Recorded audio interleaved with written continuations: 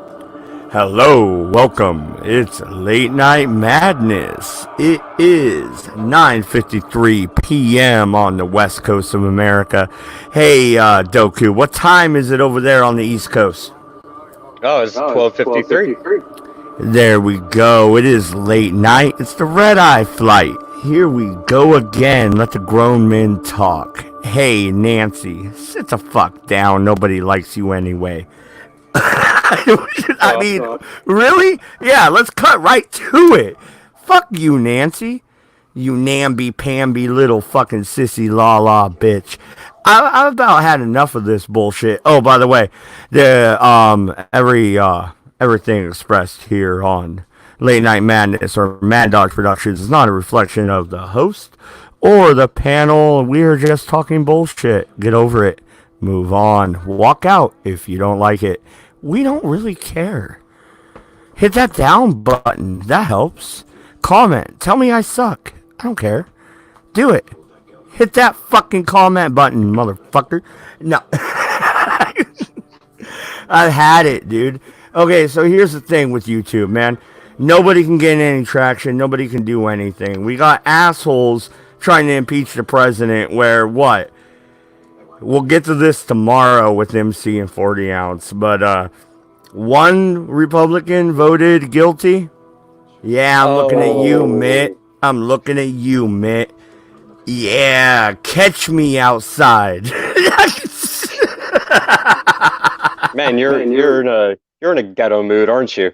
Yeah, no, I watched that vote and I found it really amusing. On the first article, he voted guilty. On the second, he voted not guilty.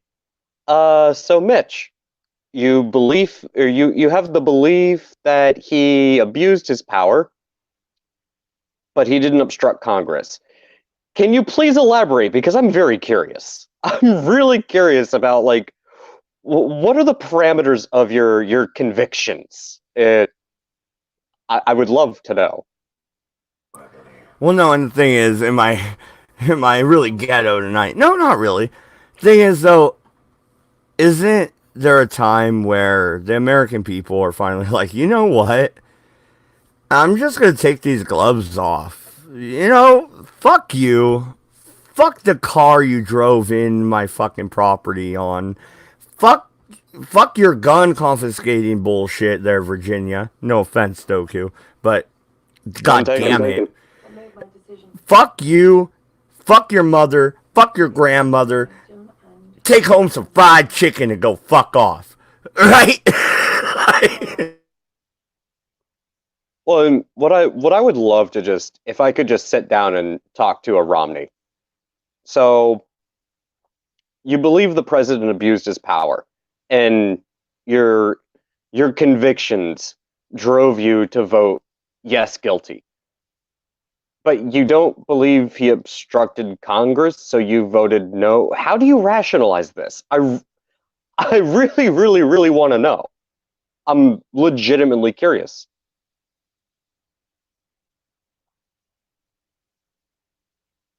Oh, and Doku, just so you know, two people watching, nobody's commented yet. Hey, hit like, comment, in the chat. Let's talk to you. What's going on?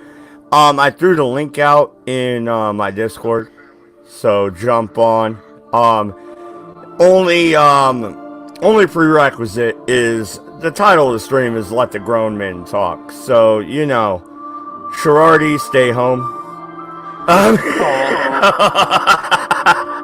I'm joking. I'm joking. God damn it. James Crow in the chat. What's up, dude?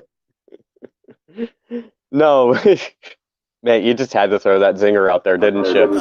Yeah, dude, I'm in the mood. I'm at it with this shit.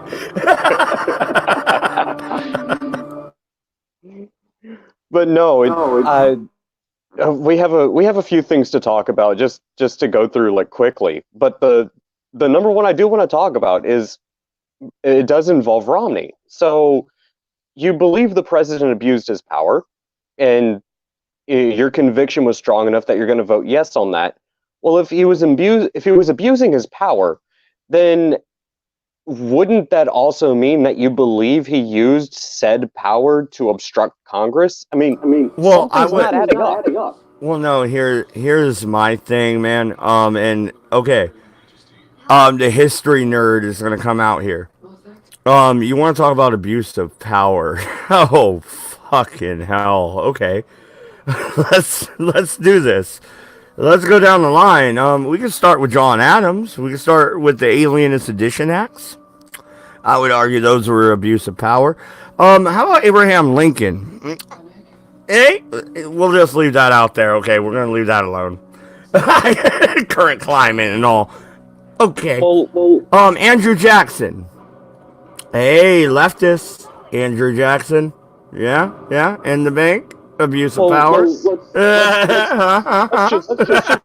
let's just jump to something a little bit more recent. A month or so ago, abuse of power.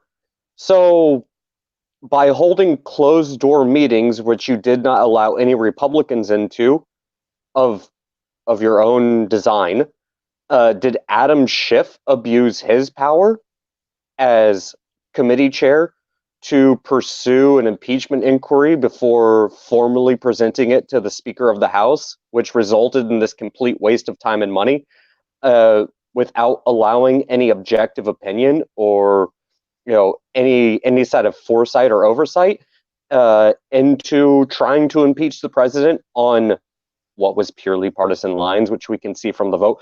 Isn't that abuse of power? Or are you holding yourselves to the same standards that you're holding the president to?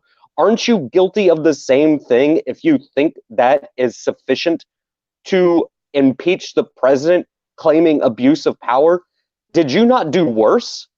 He released the transcript like he said he was going to. What did you do? You held closed door meetings. What evidence did you have? Nothing. You had the opinions of some people with secondhand information and hearsay, and the opinions of some college academics, and you still couldn't come up with an actual crime, but you still impeached him anyways. And now you're complaining about it? Abuse of power? I think you're more guilty of that. Why aren't we impeaching you? If you think this is an impeachable offense for the fucking sitting president of the United States, who won fair and square with the way that we have our system set up, which is why you're so desperate to get rid of the Electoral College, you are just as guilty, if not more guilty, of abuse of power. What on earth are you people talking about? Yeah, knowing James Crow, for sure, I think that all the cash these fuckers stole from us is seditious and treasonous. Yeah, here's the real kicker, alright? They knew they were gonna fail the whole goddamn time. And that should, as a grown man or woman, as a taxpayer in the United States of America, they knew they were gonna fail before they wasted your money. Alright? Just know that. I want a refund.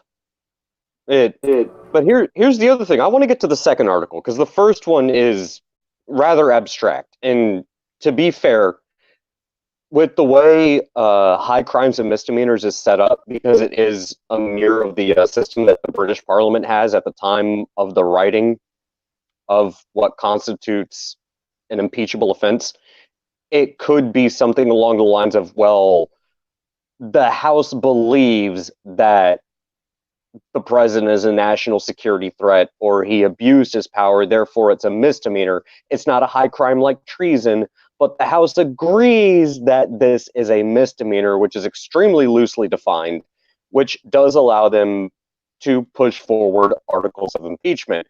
It's also the reason it got shot down in the Senate, because there's actually no proven crime, but that's a different argument. The one that really makes me scratch my head, though, is the second article, which is obstruction of Congress. And the argument they made is both misleading and, for lack of a better term, moronic, because there is such a thing called division of power. So, to break it down as succinctly as possible, the president, nor did the White House, nor did anyone acting in his cabinet actively go out of their way under orders of the president to try to impede the impeachment inquiry that was taking place in the House. That just didn't happen. They didn't comply. Doku, I would make the argument myself that if anybody was going to argue encroachment upon judicial procedure, which is pretty much what they're arguing here, then it would be them and the FBI on what they did to the president-elect and said President Trump. Hey, I didn't vote for the asshole. I'm probably not going to vote for him this time around either. Fuck all y'all. You can't convince me. But what they're doing is wrong. But see, here's the point, and this is why the argument gets very interesting, because now we have to get into, the weeds of things. So to obstruct Congress, I have to remind everyone that Nancy Pelosi railroaded these articles of impeachment through the House without going through any judiciary, not just the Supreme Court, but any judiciary branch, to actually give judicial power to the subpoenas which they sent to anyone within the White House, the Trump administration, or Trump himself, or anyone closely related to him, Rudy Giuliani, for example. The House does not have judicial power. So you can't obstruct Congress when Congress does not have judicial power. The White House, the Trump administration just looked at you and said, no, go to the courts, get a subpoena that actually has judicial weight behind it. Otherwise, piss off. We have better things to do than to comply with your charade. And then that's when they're like, oh, well, they're obstructing Congress because they're not, they're not complying with our subpoenas. They don't have to. This is why we have a separation of power. You're the legislative branch, not the judicial. You're not a judge. The executive branch does not have to comply with you. You're just doing it to try to drum up a second article impeachment so that it can be 2 votes instead of 1. And even Romney didn't agree with the obstruction of Congress because it can't happen because there's no judicial authority behind your subpoenas. It was BS and everyone knows it. That's why they're so upset. Because, well, you didn't help us. You didn't help us try to impeach you. Of course they're not going to help you try to impeach you. Why would they? F off. Well, is it really that difficult of a concept to grasp? Well, no. Let's Okay, so they failed. And hopefully they're gonna pack it up. I'm sure we're gonna hear about the impeachment for months to come. Even after the president is reelected, because he probably will be. Let's be real about it. So hey, that battle's won. Let's look at President Trump's State of the Union last night. Okay, he brought up abortion, and it's interesting. I was watching this video over on is it the Daily Mail? I think it was the Daily Mail. And what they were saying was he brought up late-term abortion, and it wasn't the fact that he railed against it like you or I would. Well, I'm against all abortion, to be honest, straight up. I'm pro-life on both accounts. I'm anti-death penalty and I'm anti-abortion. That's just the way I am. The government has no right to kill you. That's just real quick. Well, no. Let me finish my thought here. Let me finish.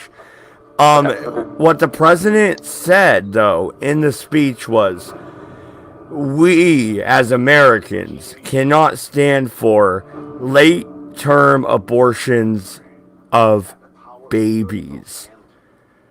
And what the Daily Mail was making a big deal about was the babies part, where I think they have a point. they were saying, Doku, they were saying that he didn't call it a fetus, he didn't say a pregnancy, he didn't make it abstract. He said baby.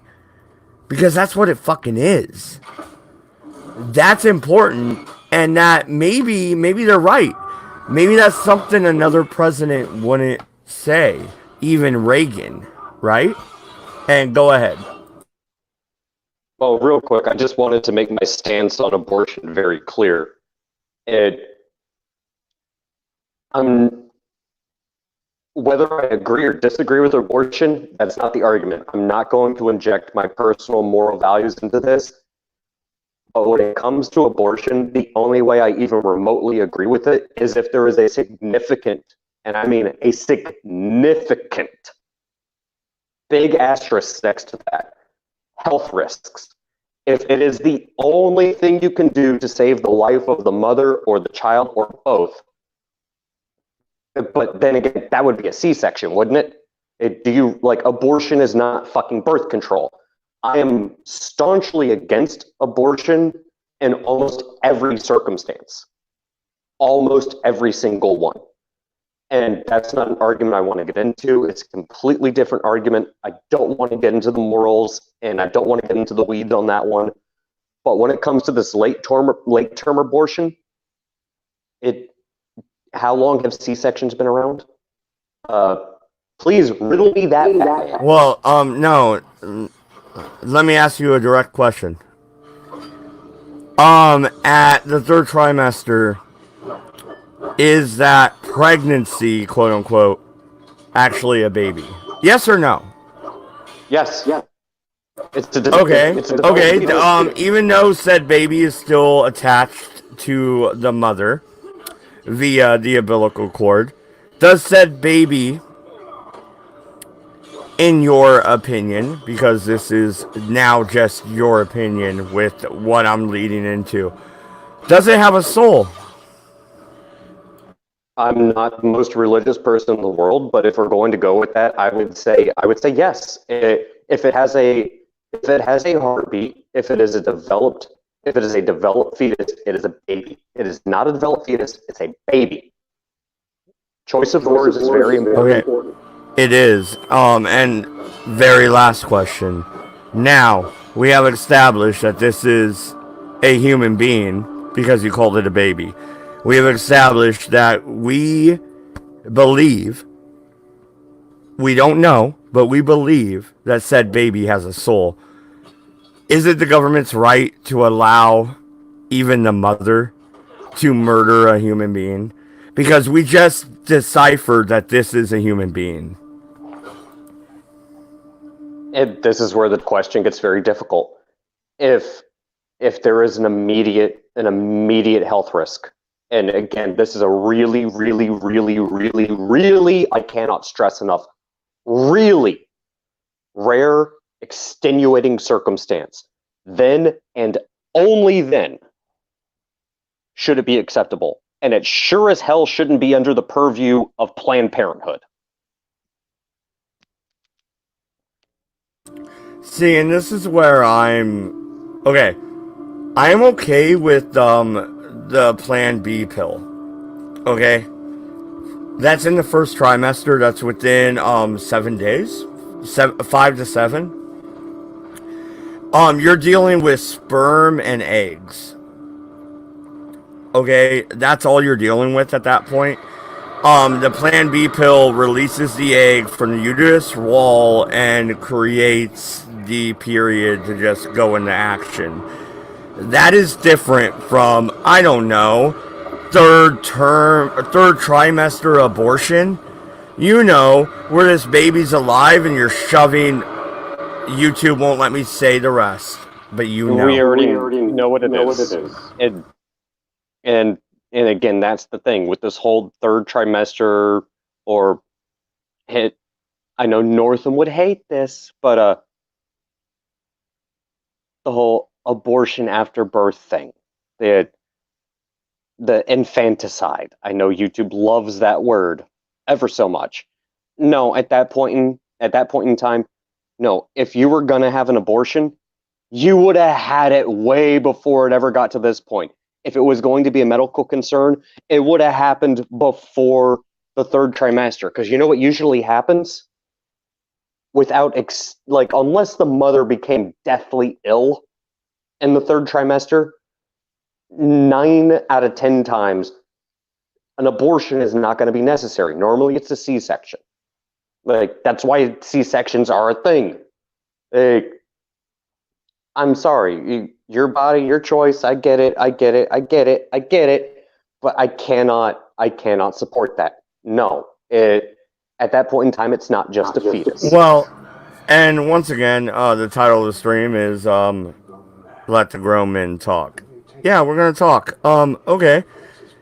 Also, the fact is, when it comes to abortion, the statistics are in.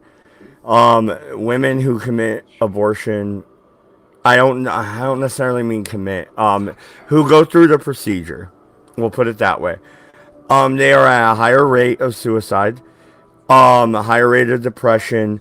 They have postpartum depression, which helps with the suicide rate, and also it damages them physically. If you have too many abortions, it damages the uterus wall. And even if you want a child later on in life, let's say you have 3 abortions from 16 to 22. When you're 30, you can't have a baby. Okay, so this is a damaging effect. And that's something nobody wants to talk about when they're talking about women's rights. And that's insane to me. This is raising women's suicide. This is insane. Well, I know we've talked about this before, but I'll go ahead and say it right now. Back when I was in my early 20s, I was dating someone for a year and a half, and after we broke up, she got pregnant, had an abortion through Planned Parenthood, and they offered her no counseling services. She had to fill out a lot of paperwork and had to jump through a lot of hoops just to get that type of mental consolation. And guess what? She ended up slitting her wrist and committing suicide. It happens. And the reason I say I will never put this under the purview of Planned Parenthood is because Planned Parenthood largely is a political organization. No matter what way you want to look at it. They give free condoms. Okay, that's great. They give free birth control pills. That's great. They give mammary exams. That's great. But largely, what does Planned Parenthood do? Statistically, look at what they do. Their number one moneymaker is abortion. Their number one moneymaker should be psychological help and consolation. But that's not where the majority of the money goes. I'm sorry, I hate to break it to you. Planned Parenthood is a political organization, not a medical one. It's just the way it is. Well, no, and to wrap it back around to the original point, do you think the president went out on a limb to actually state that in the State of the Union, where we as Americans cannot accept third term abortion? We can't. It is morally abhorrent and we can't accept it. I can't accept first term, really, other than within 5 to 7 days. I'm talking Plan B pill. That's it. That's all I can accept. And yeah, I was raised Catholic. Call me a fucking Puritan. I don't give a fuck. I can't accept beyond that. I call it murder. Sue me. Just to play devil's advocate, I think if we're really going to make this argument, quote, quote, late term or third trimester abortions, I cannot support that. I really can't. There has to be an extreme extenuating circumstance. I also find it, and this might be a question for you, Mad Dodge, as a libertarian, should the government be telling a doctor what they can or can't do? I mean, that's kind of the gray area that we fall into. I would counter. No. I would Doku. I would counter that with the Hippocratic Oath, and I lay it all there, my friend. They are there to heal, not kill. They should not be performing lethal injection either, my friend. Okay, that's a fair point. I was just curious as to your opinion. My opinion lies where if it's not, God, this is annoying to try to. Well, no, and this is where you and I kind of differ because you dig into the gray area with first and second trimester. I get that. I draw a hard line, dude. There's a hard line for me. And it's the same line where, like, what if my wife died in a car accident and somebody tried to say I set it up, and suddenly I'm up for the death penalty? I didn't do shit. Do I want the government to have the power to kill me? No, I fucking don't. Okay, flip that ass backwards. You're a baby in the womb without even any thoughts other than I'm in this fucking swirling water ball, and that's it. I'm gonna kick and punch a little bit. Should the government be allowed to kill you then too? Because I think giving any of those powers to the government is ridiculous, a ridiculous fucking notion. And this is why I hate bringing up the conversation of like abortion or the death penalty, because it's the same way I hate the conversation about like gay marriage.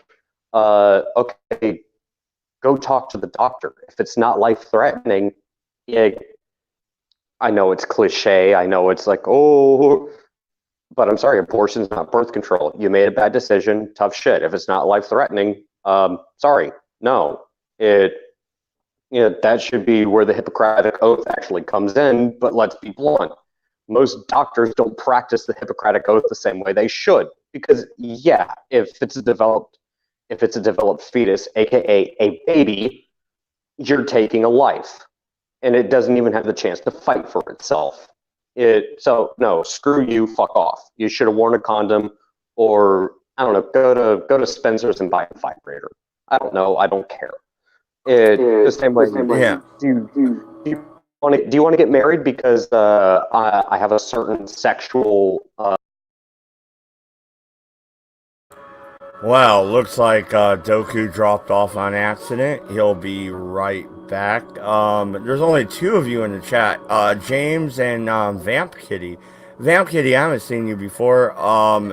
Please subscribe if you like what you hear. I know we talk about some bullshit here, political fucking controversy, but it is what it is.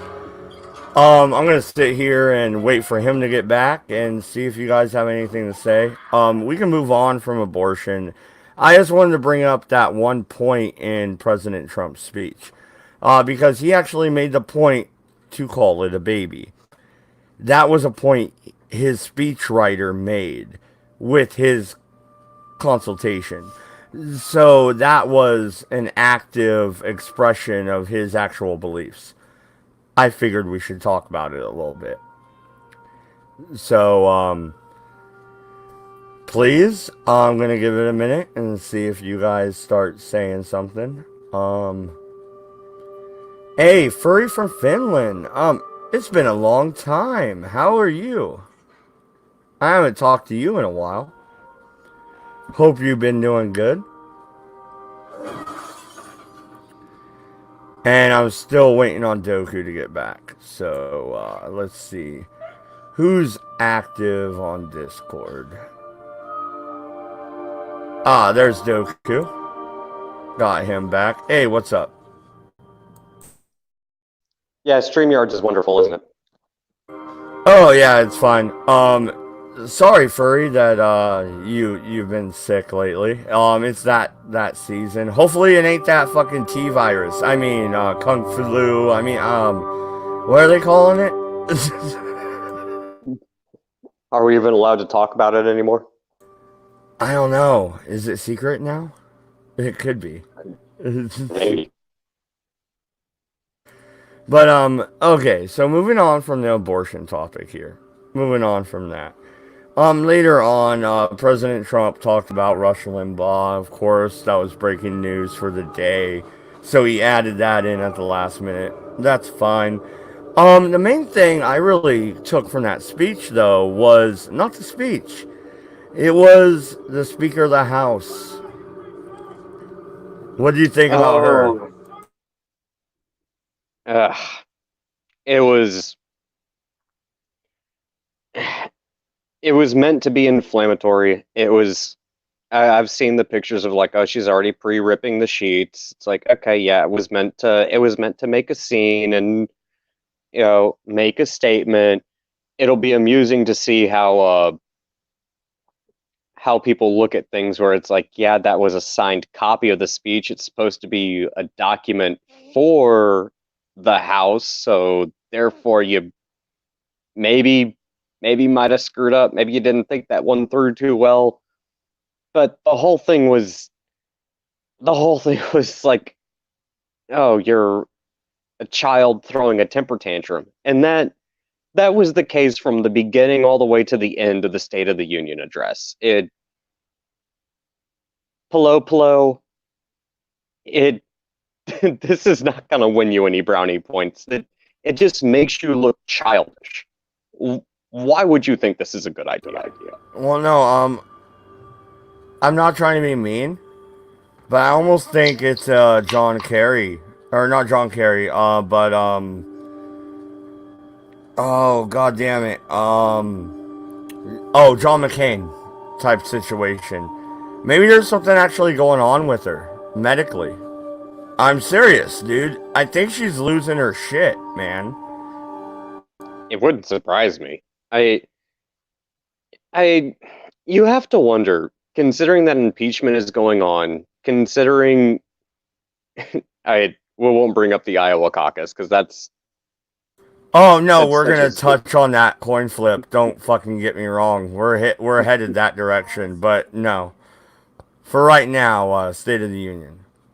but you just have to wonder after the speech is done, you're the speaker and you stand up and you go systematically page by page and rip the speech in half.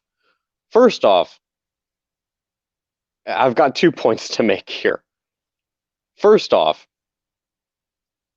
if there's even a possibility that you tearing up that document could bring into question, like, well, you just tore up a document that's supposed to be, House records, because it was the signed copy that was handed to you, the Speaker of the House, and you ripped it up to make a political statement, which is potentially a crime. No, And no, I have to stop you. Okay, in 1858, on the House floor, a senator from the great state of South Carolina took his cane and beat the shit out of a Republican senator. Um, and he beat him to an inch of his life. The man yeah, was laying on the ground, dying. And he was not arrested. Do you know why? You cannot commit a crime as an acting senator or House representative on the floor. yeah, but That's Dodge, that's written in. that's not the point. That's not the point people are making here. The point people are making is that the document she ripped up is supposed to be on House record because that document was the one that was handed to the Speaker of the House, and she is the majority speaker. That is supposed to be House record. It's not like a printout. It's not a scanned copy. That's the one handed directly to her, signed by the president. It is the original document. You're not supposed to rip it up because it's part of House record. That's why people are like, what? Like, did you think about this? Don't get me wrong, it's childish. It's really, really, really childish to do so. It doesn't make you look good. But it does beg to question, is that the, and this is, I'm not gonna say Pelosi shouldn't have done what she did. It, but if that was supposed to be the document that was held for House record, then she actually did commit a crime. But we have no evidence that it was the actual original document of the speech and not just a copy of it. Well, no, and if it was the original, then maybe they wouldn't get her on a crime. Not like being arrested and sent to fucking county and then whatever.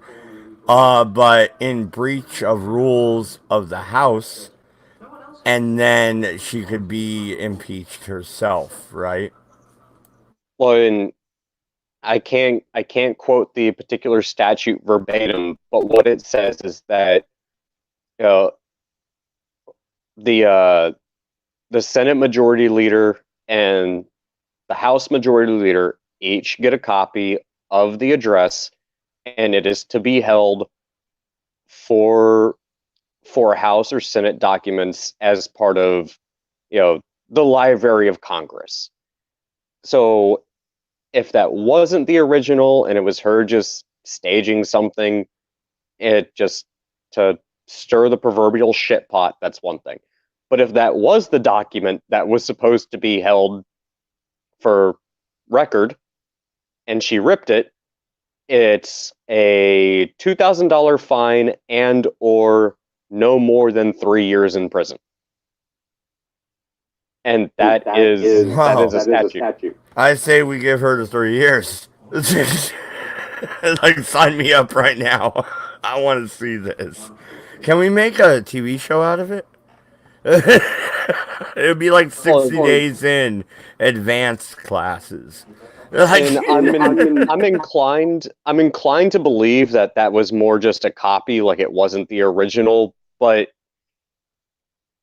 the rebuttal that I have seen is that the document that is to be held for House records is the one that's handed to you by the president. So unless she had a copy that was already there and it wasn't the one handed to her by the president, well, yeah, she didn't do anything wrong. But if the one handed to her by the president was the one she ripped up, and I just found it. In case anybody is curious, 18 USC 2071B, specifically directed at custodians of public records.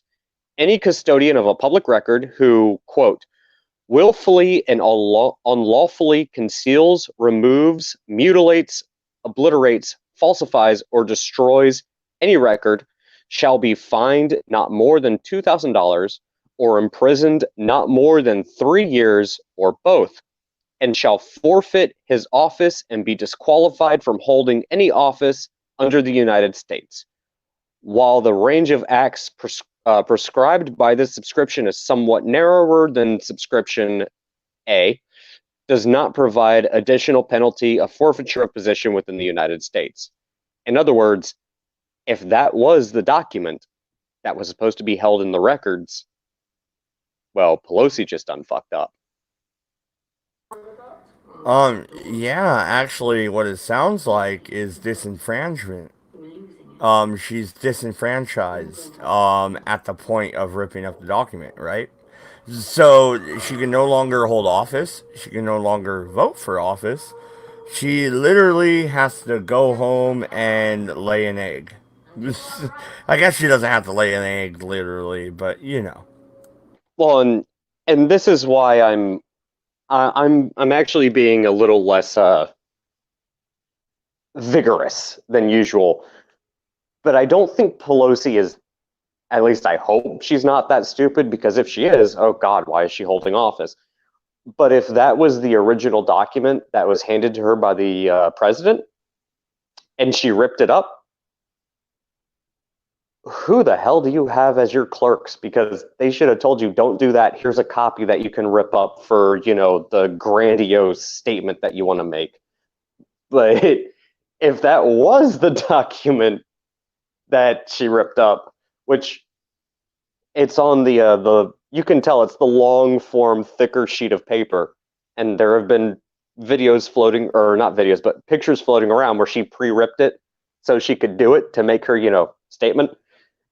If that was the one handed to her and signed by the president, that's supposed to be the one that goes to the House records. That's now a public record, and you're the custodian of that document. It that means you just committed a crime. It that it's not good. Okay, so moving on, because you said, it's late over there in your time zone. So, we were gonna do a quick, 1 hour stream. We got about 20 minutes. Iowa. Alright, so me and you, we were both on the stream with memes. We were watching the catastrophe in action. It was non-eventful, to say the least. As it's coming out now, Shadow Inc. What? Okay, we'll leave that on the back burner. Um, Mm-hmm. like son of a bitch, right? Um, let's go right to the coin toss. Are you fucking kidding me? Okay, we're tied. I'm gonna half flip this coin and just say, yeah, the delegate goes over there. Since when did our electoral candidacy come down to a coin flip? And I'm with fucking not sticks, Razor Fist. Yep, the other sticks. I'm with Razor Fist on this one, dude. Since when did Two Face start fucking hosting a democratic fucking election? Like, what is going on here? I This is what I've been trying to wrap my head around. Don't get me wrong, the point in laughs, insert Simpsons meme. That part of me is so horribly amused by this, but it really does kind of make you pause real quick and go, and I know this is a point that's been brought up a lot, so don't bust my balls too much. You guys can't even run a caucus and do so in a fluid manner. What makes you think you can actually run the government, let alone the country? What makes you think you can hold the office of the presidency where everyone in the caucus comes out with just zeros down the board? Again, oh no, I won. No, I won. No, I won. No, just everyone drop out now and just give Trump 2020 because you guys are clearly incompetent. This is ridiculous. This is one of the most ridiculous things I've ever seen. I only have three things I can come up with. Either A, the conspiracy theorists are right, and the whole thing about Buttigieg paying Buttigieg or Buttigieg, whatever it's called, paying money to a Shadow and acronym, the parent company, is actually a thing, and they tried to rig it, or they realized, oh crap, we were a little bit incompetent because there's a bunch of Hillary and Obama campaign veteran staffers that are working for these companies that don't know jack shit about IT, and they were going to get caught rigging it, so they sabotaged it, or the whole thing was just a complete botch to begin with, which would be the worst case scenario because then that's just blatant incompetence. It's not even that you tried to rig it. It's just, no, you guys just can't run your own caucus. Either way, vote of no confidence. What? The whole thing is a disaster. It's hilarious to me, but it's also terrifying because these are the people that are trying to run for the presidency. We're not running for local office. We're not running to be a clerk or a campaign staffer. These are the people that want to run the entire country. The people that are going to be meeting with world leaders. Just to put it in perspective, do any of these people with their staff would you trust any of them walking over the demilitarized zone line and shaking hands with Kim Jong Un without starting a world war? Because I sure as hell don't. They're incompetent as hell. Well, no, and the simple fact really is too. When it comes to like Iowa, okay, if everything's got to go down to a coin flip, you got a fucking problem. Because are you telling me there's exactly 50 people for one person, 50 for the other, and then 20, 30, whatever for the rest? Exactly that. I fucking doubt it in any city anywhere in the country. Are you fucking kidding me? When was the last time an election came down to one fucking vote, dude? Are you fucking joking right now? Well, here's the other thing I have to point out. It and this is something that not a lot of people are talking about, but like, okay, let's put everything else on the back burner real quick. I'm no fan of Bernie Sanders. I'm really not a fan of Bernie the breadline commie. I can't stand the dude. He is an ideological opposition to me on almost every issue that he's ever brought up because he's a one percenter. Screw you, Bernie. No, I'm not gonna pay more taxes so you can continue to collect a paycheck that I'll probably never see in my lifetime. F off Bernie. And no, I'm not one of the Bernie bros that's willing to sit there and settle for table scraps because the government's going to provide me with free stuff as long as I give the government more money. No, I'm not going to pay $10 so I get $6 back because the government's going to take care. No, I'll just keep my $10. Go do whatever it is you do, Bernie. But the one thing I have to point out, Bernie was actually smart because he learned his lesson in 2016. So he started counting paper ballots. You know who's going to come out winning the Iowa caucus? It's either going to be Bernie or it's going to be a complete bust. And they'll just sweep the whole thing under the rug. And if it's not Buttigieg, it'll be either Biden or Warren because they're the old guard Democrat candidates, and they're the one that the old guard establishment Democrats want. That's what's going to happen. Well, no.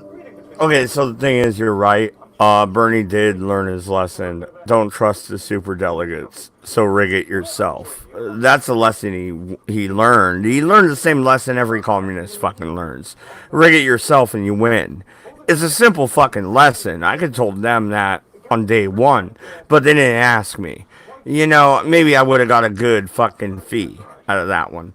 Penoid, I see you in the chat. What's up, dude? Let me know in the chat if you want a DM with the link, dude. I'll shoot that out to you. But no, okay, I'm not worried about Bernie. Bernie's not gonna beat Trump. It's not gonna happen. And I don't see anything from the Libertarian Party whatsoever. I have no idea what they're even doing. I know one candidate is loose by Cuba on a ship running from the government. Yeah, that makes me fucking enthusiastic, I'm sure. Not so much. You know what I mean? So, and yeah, Pinoy, I see that. I'm gonna shoot you the link. Um, Iowa is a shit show, and if we're fucking doing this shit like the Super Bowl with a coin flip, we got a goddamn problem. All right? Well, and again, the way that a caucus works is, and I know this was described on Memes' stream, but you need a certain amount of support. So someone might go to Yang, or somebody might go to Gabbard, or somebody might go to Bernie, or you know, someone eventually is going to like figure out what candidate they want to support. It's a way of narrowing down who has a chance of winning. That's what the caucus is. It's not a primary. You're not using delegates. It's not a popular vote thing. It's essentially you're weeding out who has the most popular support. And it's one of the few times where a direct democracy actually does exist within our system.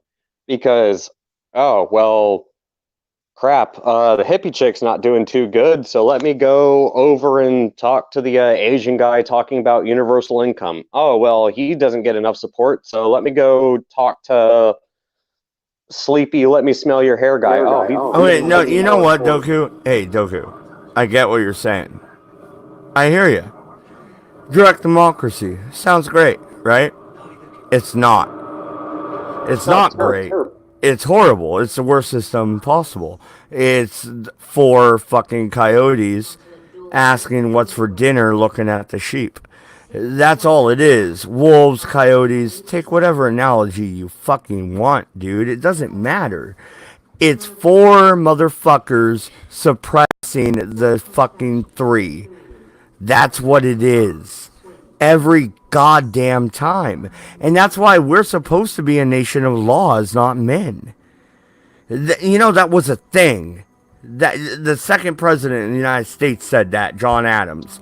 And dude, I'm not a big fan of fucking John Adams. I'm not. Matter of fact, fuck John Adams. I'm a Jefferson fan. Fuck Adams. But he was right on that one, motherfucker. You best believe it.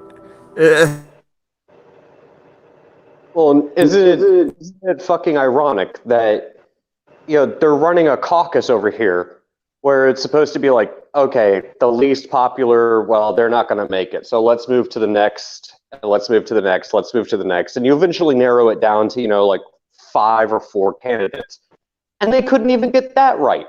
And why the hell is that? Oh, well, this app that was supposed to be counting the votes, like something happened. You're telling me there's no corruption in the DNC? Are you really going to legitimately sit there and tell me that with a straight fucking face? Yo, the whole Iowa process is fucking completely and utterly corrupt, right? Like, yo, like every Democrat election in the history of Democrats has all been fucking completely and utterly fucking corrupt. Like, yo, it used to be like it's a known fact that in Chicago on a regular basis, dead people vote. It's just that's how the Democrats do. That's how they win elections, because they can't win on their fucking platform because it's garbage. Oh yeah, and that's the thing. If they wanted a legit, like, okay, like, we're gonna do a caucus. All right, let's do an honest and fair caucus. So everybody shows up in, I don't know, let's say it's a fucking school gymnasium, because that's usually where they happen. All right, you got 1,000 people in there. Okay, everybody votes. All right, these 3 candidates, they received the 3 lowest votes.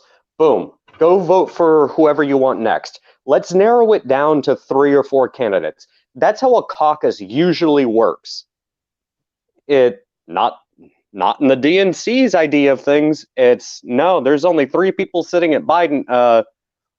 This is okay. I'm gonna get off on a tangent. I apologize. You're good. Go ahead. This is the problem with the mentality of the regressive left, the far left, and how they operate their idea of democracy, where it's okay. We don't like Gabbard, we don't like Yang, we don't like Booker, we don't like whoever the hell it is. Oh, there's only 3 of you. What do you think is going to happen in a large public group of people where it's just 3 people sitting there, in Tulsi's corner? Do you think there is not going to be social pressure to just kind of... Okay, alright. No, Doku, let's talk about democracy real quick, because you keep bringing up democracy and it's pissing me off. Okay, hey Doku, fuck Pinoid, right? Let's vote him out right now. Ostracize him. That's democracy. Like, right there. Like, fuck Pinoid over there. And let's get rid of him. Real quick, you're picking up on my point. Is that if you want to win a true direct democratic debate or an election, Social pressure and social ostracization is the most powerful tool you'll ever fucking have. And that's exactly what happens in these caucuses, because it puts you out there in a way that you cannot just simply vote and voice your opinion. You will get pressured to voting for someone that you don't truly believe with, because let's be blunt, humans have always been pack animals. We're the same way. You do not want to be the odd man out. And if you're the one staring at a group of 5, it's the same thing behind gang violence.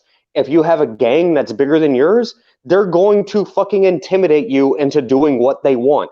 That is the exact way the DNC runs their fucking primary elections. You either do what we want, otherwise we're going to mock you, ridicule you, intimidate you, socially ostracize you until you do what we want. That is the exact way they've run things, and they've done it for the past couple of decades, which is why direct democracy is bullshit, because it's mob rule. Well, not only that, but like people are retarded, right? That's the other half of things is people are like statistically they're fucking dumber than a bag of hammers. You know, like that's why like we have Congress and we have legislative bodies, because with direct democracy we would have glassed the Middle East after 9/11. No, wait a minute though, Pinoid. No, check it out, man. Okay. So like we were talking in private the other day and you were like, you're like, hey, you like to think the best in everybody, and that's your fault. That's your problem. That's what is, the issue with you. Talking about me. Yeah. Okay, I get where you're coming from there, but no, I'm not stupid. Doku's not stupid. You're not stupid. We're 3 for 3 right now, motherfucker. You're telling me we can't get 60 to 70% of the population at fucking beyond fucking ignorant level? Okay, are you kidding me? Let's put this straight where we are right now. All right, legitimately. All right, you got an IQ north of 120. Doku has an IQ north of 140. I have an IQ north of 130. All right, the average American's IQ is 97. We are 3 standard deviations away from the average fucking human being. So you can't compare us to everybody the fuck else. Legit, shit, like, what up? Go ahead. I was just gonna say, shit. When you point it out like that, because I know the statistics. He's not wrong, actually. That is a terrifying thing to realize. Doku's smarter than I am, right? Legitimately, all right. And I'm really fucking smart compared to the average person, because I go and talk to average people all the time. Like I deal with average people. Talking like going on like out in like the public and going up north into the mountains and shit. I deal with just average normal fucking voters, and they're borderline fucking retarded compared to like where my mental is. Like to the point of where like if you ever ask a normal person, just a normie individual, you know what I'm saying, just a normal, not on here, not on YouTube, not on the internet, ask a normal person in regular life, like, hey man, what are you passionate about? And they will look at you like you're fucking retarded, because they have no idea. They've never even had a thought in their fucking head to dig deep enough inside of themselves to go, this is what I want, this is what I care about, right? And like, this is like legitimately some shit that like you can't trust the average American to make a good decision, because number one, they're not smart enough, and number two, they're not educated enough on any subject at all, right? Because like they're lied to by the news and media and like fucking like these giant companies like Raytheon and fucking GE and fucking Samsung, who produce all these fucking missiles, who want war and who fucking literally advertise and own the goddamn news that gives them most of their information their whole lives. You know what I mean? Yeah, I just realized that.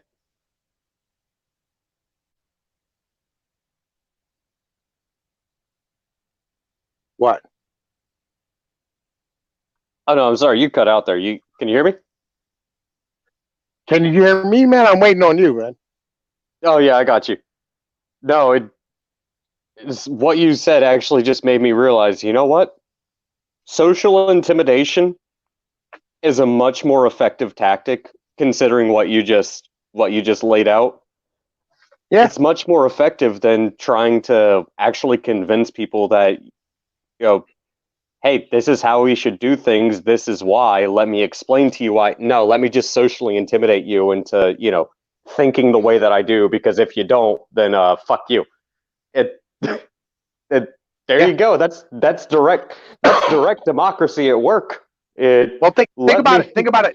Think about it like this, right? Think about it like this. All right.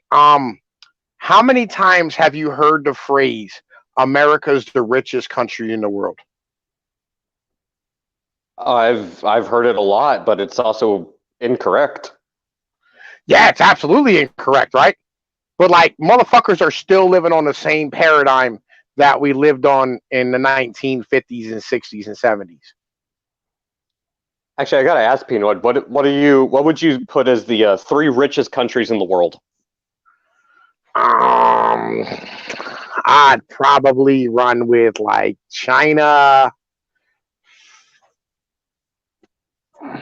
Germany, and probably fucking Dubai.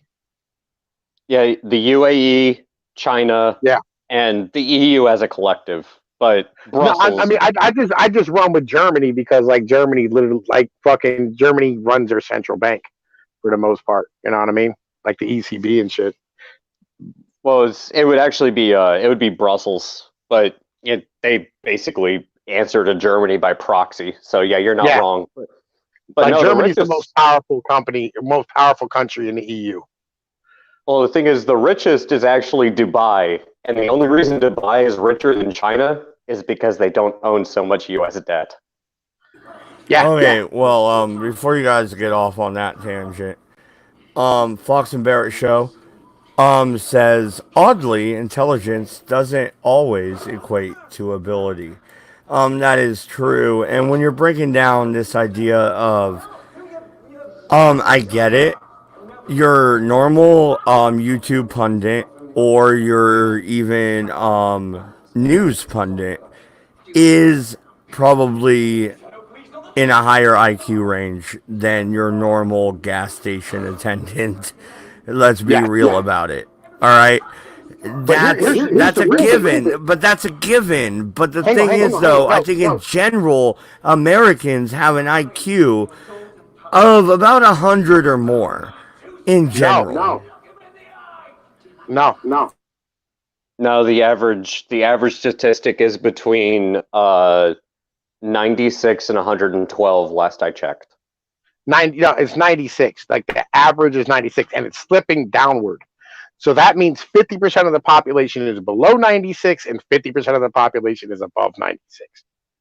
Well, so you have to take into consideration that IQ tests there is spatial recognition and there is a time constraint involved when you're doing a proper IQ test. So fact that is voting. Well, no, I just actually, while you two were talking, I looked it up, because, I wasn't offended, but Pinoid was like, oh, you're 120, I'm 130, Doku's 140. I actually looked up what that meant.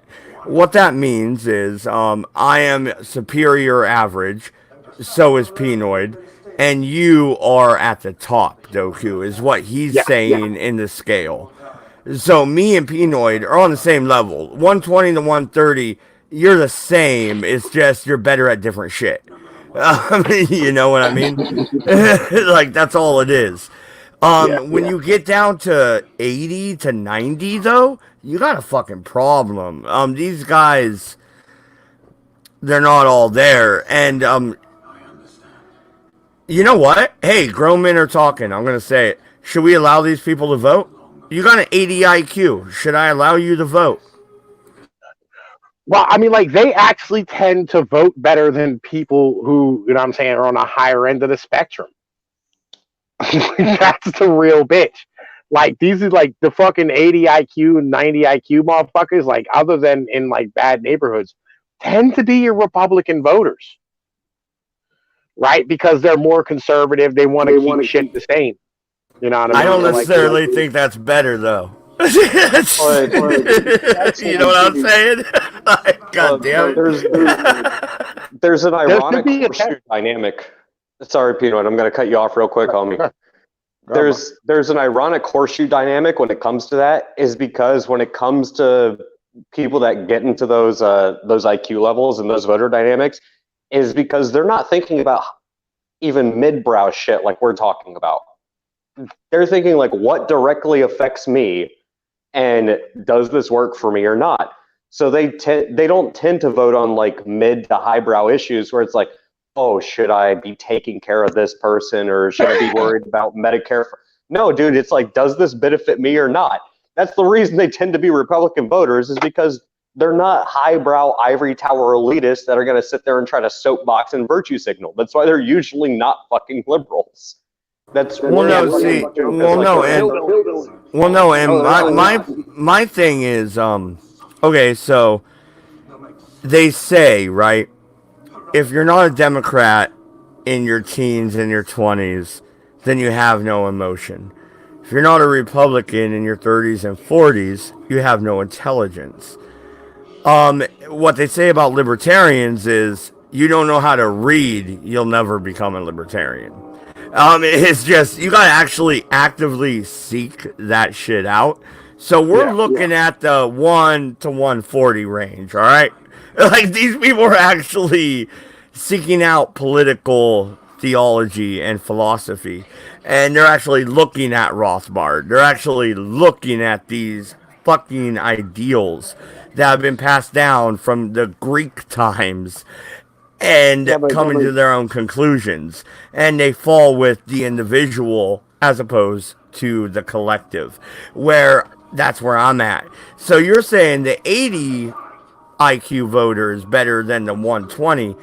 I'm saying no. The 80 IQ voters voting with the village. I'm voting for my family. You know what I mean? Well, Well, no, yeah, but the problem is the ones. Let me hit this. The 120 IQ voter is the individual who went to college, right? And they're the individual who works for, say, like the state, right, or like some type of fucking like government agency. These are your 120 IQ voters. These are motherfuckers who are still fully reliant upon the goddamn government to get shit done. You know, what I mean, like that's the problem with the 120 IQ voter. You know, what I mean, it's not about like fucking, like the fact that like they're fucking like voting the wrong way. It's that their fucking bread is buttered by the goddamn government, and they live in cities, and they'll be the people who are like middle management motherfuckers. You know what I mean? So they've been through every HR training in the fucking world. Like, that's who these individuals are. You know what I mean? So that's why they're the problem.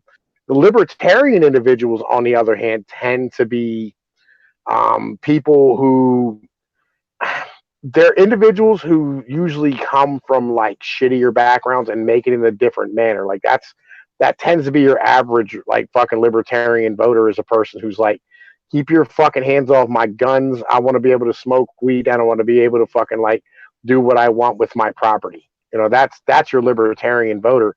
And so that falls into the category of, basically, I'll be honest, white trash motherfuckers. The Libertarian Party should be moving towards white trash. Problem is the Libertarian Party is owned by Northeast motherfucking liberals and people out. Well, which is sad when you look at the inheritance we got down from a lot of Rothbard. Look at the not Cato. Cato is the northern one. Mises. Look at the Mises Institute. Look at Jeff Deist. Look at these guys active in the party and pushing the Southern message, which the Southern message isn't like a pro-Confederate message, which it was back in the 80s and early 90s, but it's moved away from that. It is a leave me alone, hands off my shit type of message, but it's also, I'm going to protect my own. You know what I mean? I got my family. I got my friends. Like, if I had the money and Doku needed help, I'd help him. I'd fly over and be like, yo, homie, what's up? Same for you, Pinoid. Same for fucking Jensen. Like, if I had the money and I can get there, what's up? I'm down the ride, homie. Let's get But it. the biggest people in the Libertarian Party are going to be individuals who have the most to like fucking protect, right? It's going to be anti-tax fucking corporatist, right? And so these individuals here are not only going to be like anti-tax corporatist, but all right. So I've been thinking about this a lot recently, like legit. Like, how do we go from like Henry Ford and fucking Carnegie and fucking Rockefeller and these individuals who legitimately helped out their own backyard and like actually did shit for the country, right? Like fucking JP Morgan bailed out the US fucking government. You know what I'm saying? Like No, I can tell you how we got away from that. It was a railroad expansion after the Civil War, where it was free government handouts that made these new billionaires, who then were reliant on Yankee money, and they were just collecting off the government tit, and wait, then hang that on, never hang went on, hang on. away. Well, hang on. That's not what I'm saying at all. Like I'm saying, like the original men who built this fucking country back in like the 1880s, 1890s, fucking 1900s, 1910, 1920, right? These fucking capitalists who were like the original billionaires, right? Like the guy, like the original like big fucking tycoons and shit, like the giant dudes who were actual philanthropists. You know what I'm saying? Who helped out their fellow Americans. How do we go from that to these wokety woke motherfuckers, right? Like these people now who are like, I'm gonna support gay and trans rights and I mean I'm gonna fucking go and take care of Africa, but they don't do a goddamn thing for the people inside of their own fucking country. Like, how did we fucking go from one to the other and find it acceptable? That's the one that's kind of been fucking me up as of recently. Oh, that You know one's what I easy. mean? I can tell you that one. That's Hmm. that's a really easy one. It's an irritating one, but it's an easy explanation. It it did begin in the 1800s and the early 1900s, and it started to culminate in the 1960s. But really, what happened is you can look at how things started to culminate and then evolve when you know early 1900s all the way up into the 1950s, early 1960s.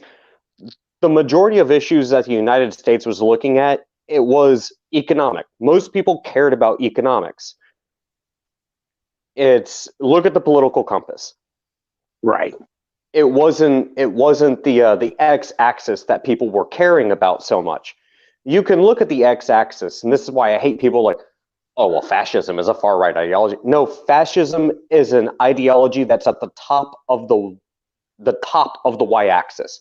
It can be far right or far left. It doesn't fucking matter. Fascism, communism, it's a political on the political compass. On the y-axis, authoritarianism is authoritarianism. End of fucking story. On the economic, Well, no. I want to nail you. Okay, when it comes to thank you. authoritarianism, when it comes to that aspect, I think that is the common ground we can actually gather a third party around. Even if it's not the Libertarian Party, even if we had to create a new one. How about hands off my money, hands off my guns, hands off my sexual orientation, and hands off my religion? Can we agree around those four I have a things? name. I have a name for the party. I already want to start this party. It's called the Leave Me the Fuck Alone Party. There you Right? go.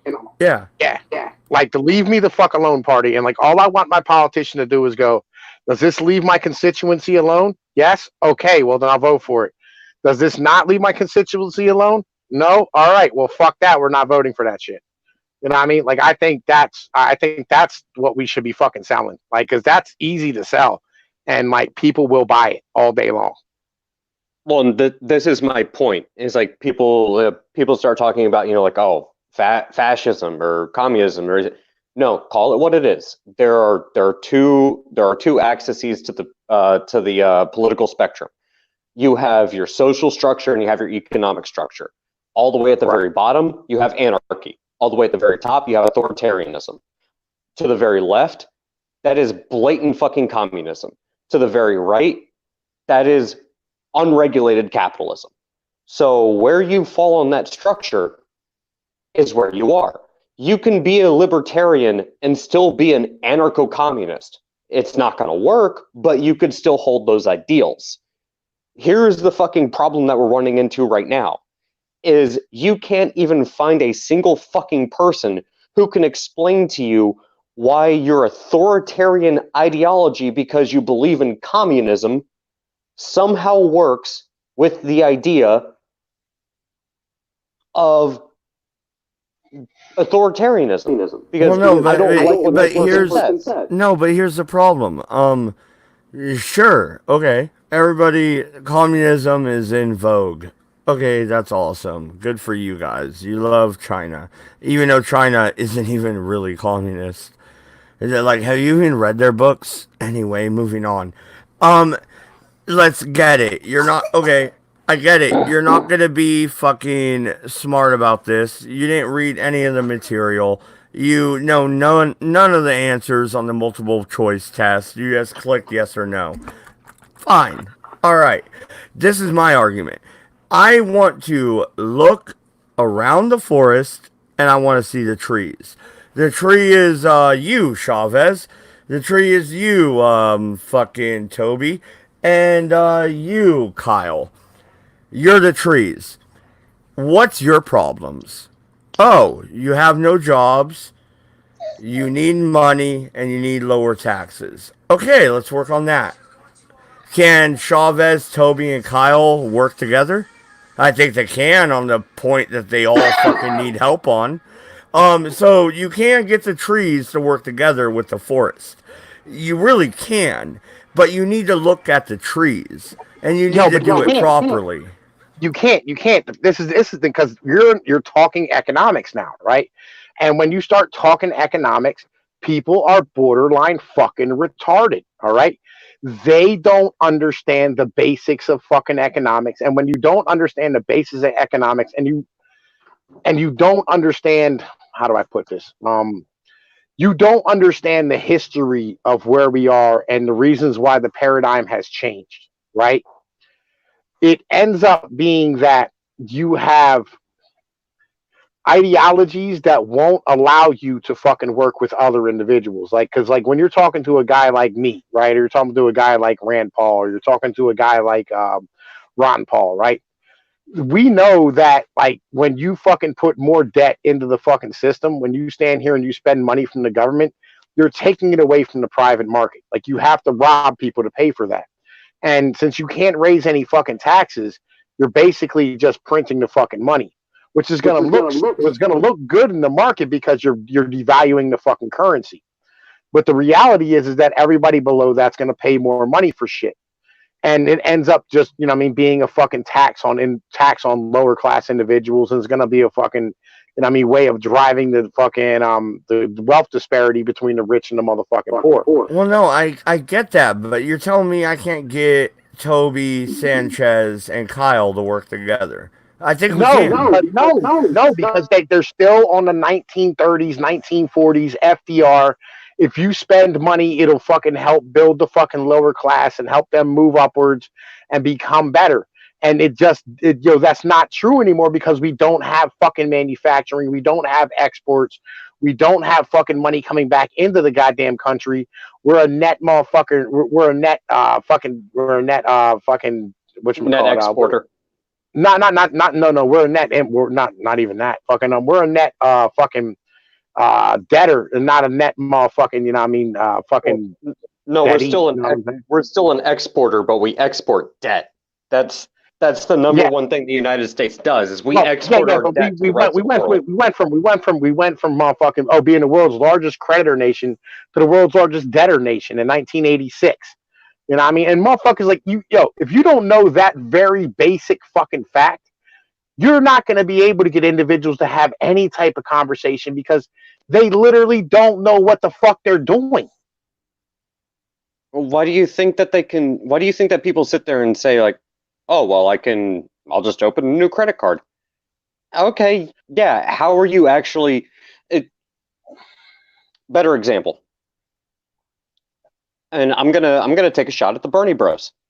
All right, so you're willing to pay more taxes so that you can get rid of all of your debt, but basic fucking question. All right, you have no student loan debt. You're not paying interest on that student loan debt, but your taxes go up and you got that job. Right. Are you making Well, any more money? Well, no, it's not even that. The short of it. No. The short of it is simple. You want to wipe out your debt for a lifelong fucking payment because Except you're not gonna get that. you're doing a 10-year debt in your entire lifetime when you wipe away your fucking financial aid debt for taxes. Okay. Hang on. Here's the real bitch about this conversation, right? They go, oh man, literally like, yo, fucking, we could spend less with the fucking government by, I think it's like $2 billion over, or $2 trillion over 10 years is what they say, right? And they say over 10 years, if we have fucking, universal health care, it'll literally cost us $2 trillion less to do it with the government than if we did it with fucking, private sector where we are right now. But here's the bit. Number one, you didn't add in inflation, right? And the second half is they didn't read the whole paper, right? Because at the bottom of the fucking paper, when you actually go and read that actual study, it says in order to do this, you'd have to double all taxes in the United States to pay for it. Let me put this into context. Well, no, real quick, Doku, Pinoid, and look at it when you double taxes. Okay, I have a large family and I'm married. I got a pretty much a 5,000 something dollar refund where we're getting 4,800 back from H&R Block. Right. So they took their shit, right? The government pretty much paid me, so they're not taxing me that amount, which means they're not taxing about 40 to 50% of the population that amount, which means 70. There you go. So they're raising it on, Pinoid, because of your tax bracket, probably because you're a truck driver. Yeah. Probably you, and probably like my uncle and my grandparents. That's who they're taxing. And those guys are gonna fucking die. You know what I mean? They're aging. Like, you can't uphold this. You can't keep it sustainable. There's no fucking way. Well, that's not the problem, right? Legit. That's not even like part of the fucking equation, like at all. Like, because fucking wealth is wealth is not like fucking destroyed. It's fucking like created and then passed down. Like it'll end up being passed down to the next motherfuckers. But that's not really the point. How do I put this? You're gonna end up on a situation of where, like, you're just gonna be printing the money because do you know what fucking shit, man, the thing, man, the thing where like they fucking show how much you can tax versus how much tax you actually fucking collect, right? There's a the goddamn fuck, man. It's on the tip of my tongue. Doku, help me out. I'm trying to figure out what you're talking The about. Laffer curve. All right, it's called the Laffer curve. Oh. All right, the Laffer curve is an economic instrument where basically it's this big fucking horseshoe. All right, and what it is it shows where you get to a point where like fucking the government takes so much fucking money, right, where it actually starts harming the private sector, and the private sector starts shutting the fuck down, right? You know what I mean? At a certain point, and the actual sweet spot is right around like motherfucking 30%. The United States right now, all right, it's our fucking GDP's $18 trillion, and the federal government's spending about $5 trillion a fucking year. Okay, federally. On top of that, if you add in state and local, it's about $8.5 trillion a fucking year. So reality is we're right around like fucking 45 to 50% of our fucking net fucking GDP goes back into the motherfucking government and motherfucking taxes and shit. Right? And the thing is, if you double taxes, it doesn't matter. The United States or no country on earth is able to gather more than 19% of fucking taxes. Period. You cannot tax any higher of a rate than 19%. Because once you get above that fucking rate, people just don't pay it. Because you end up just like yo fucking people won't work. Like people won't fucking produce. People won't buy shit. You know what I'm saying? Like yo, because instead of paying for fucking goods, you'll end up standing here paying your fucking taxes. So like yo, you literally can't do this. Go ahead. I have a really easy way of explaining this. And by easy, I mean it's somewhat easy. So, okay, I'm running a factory.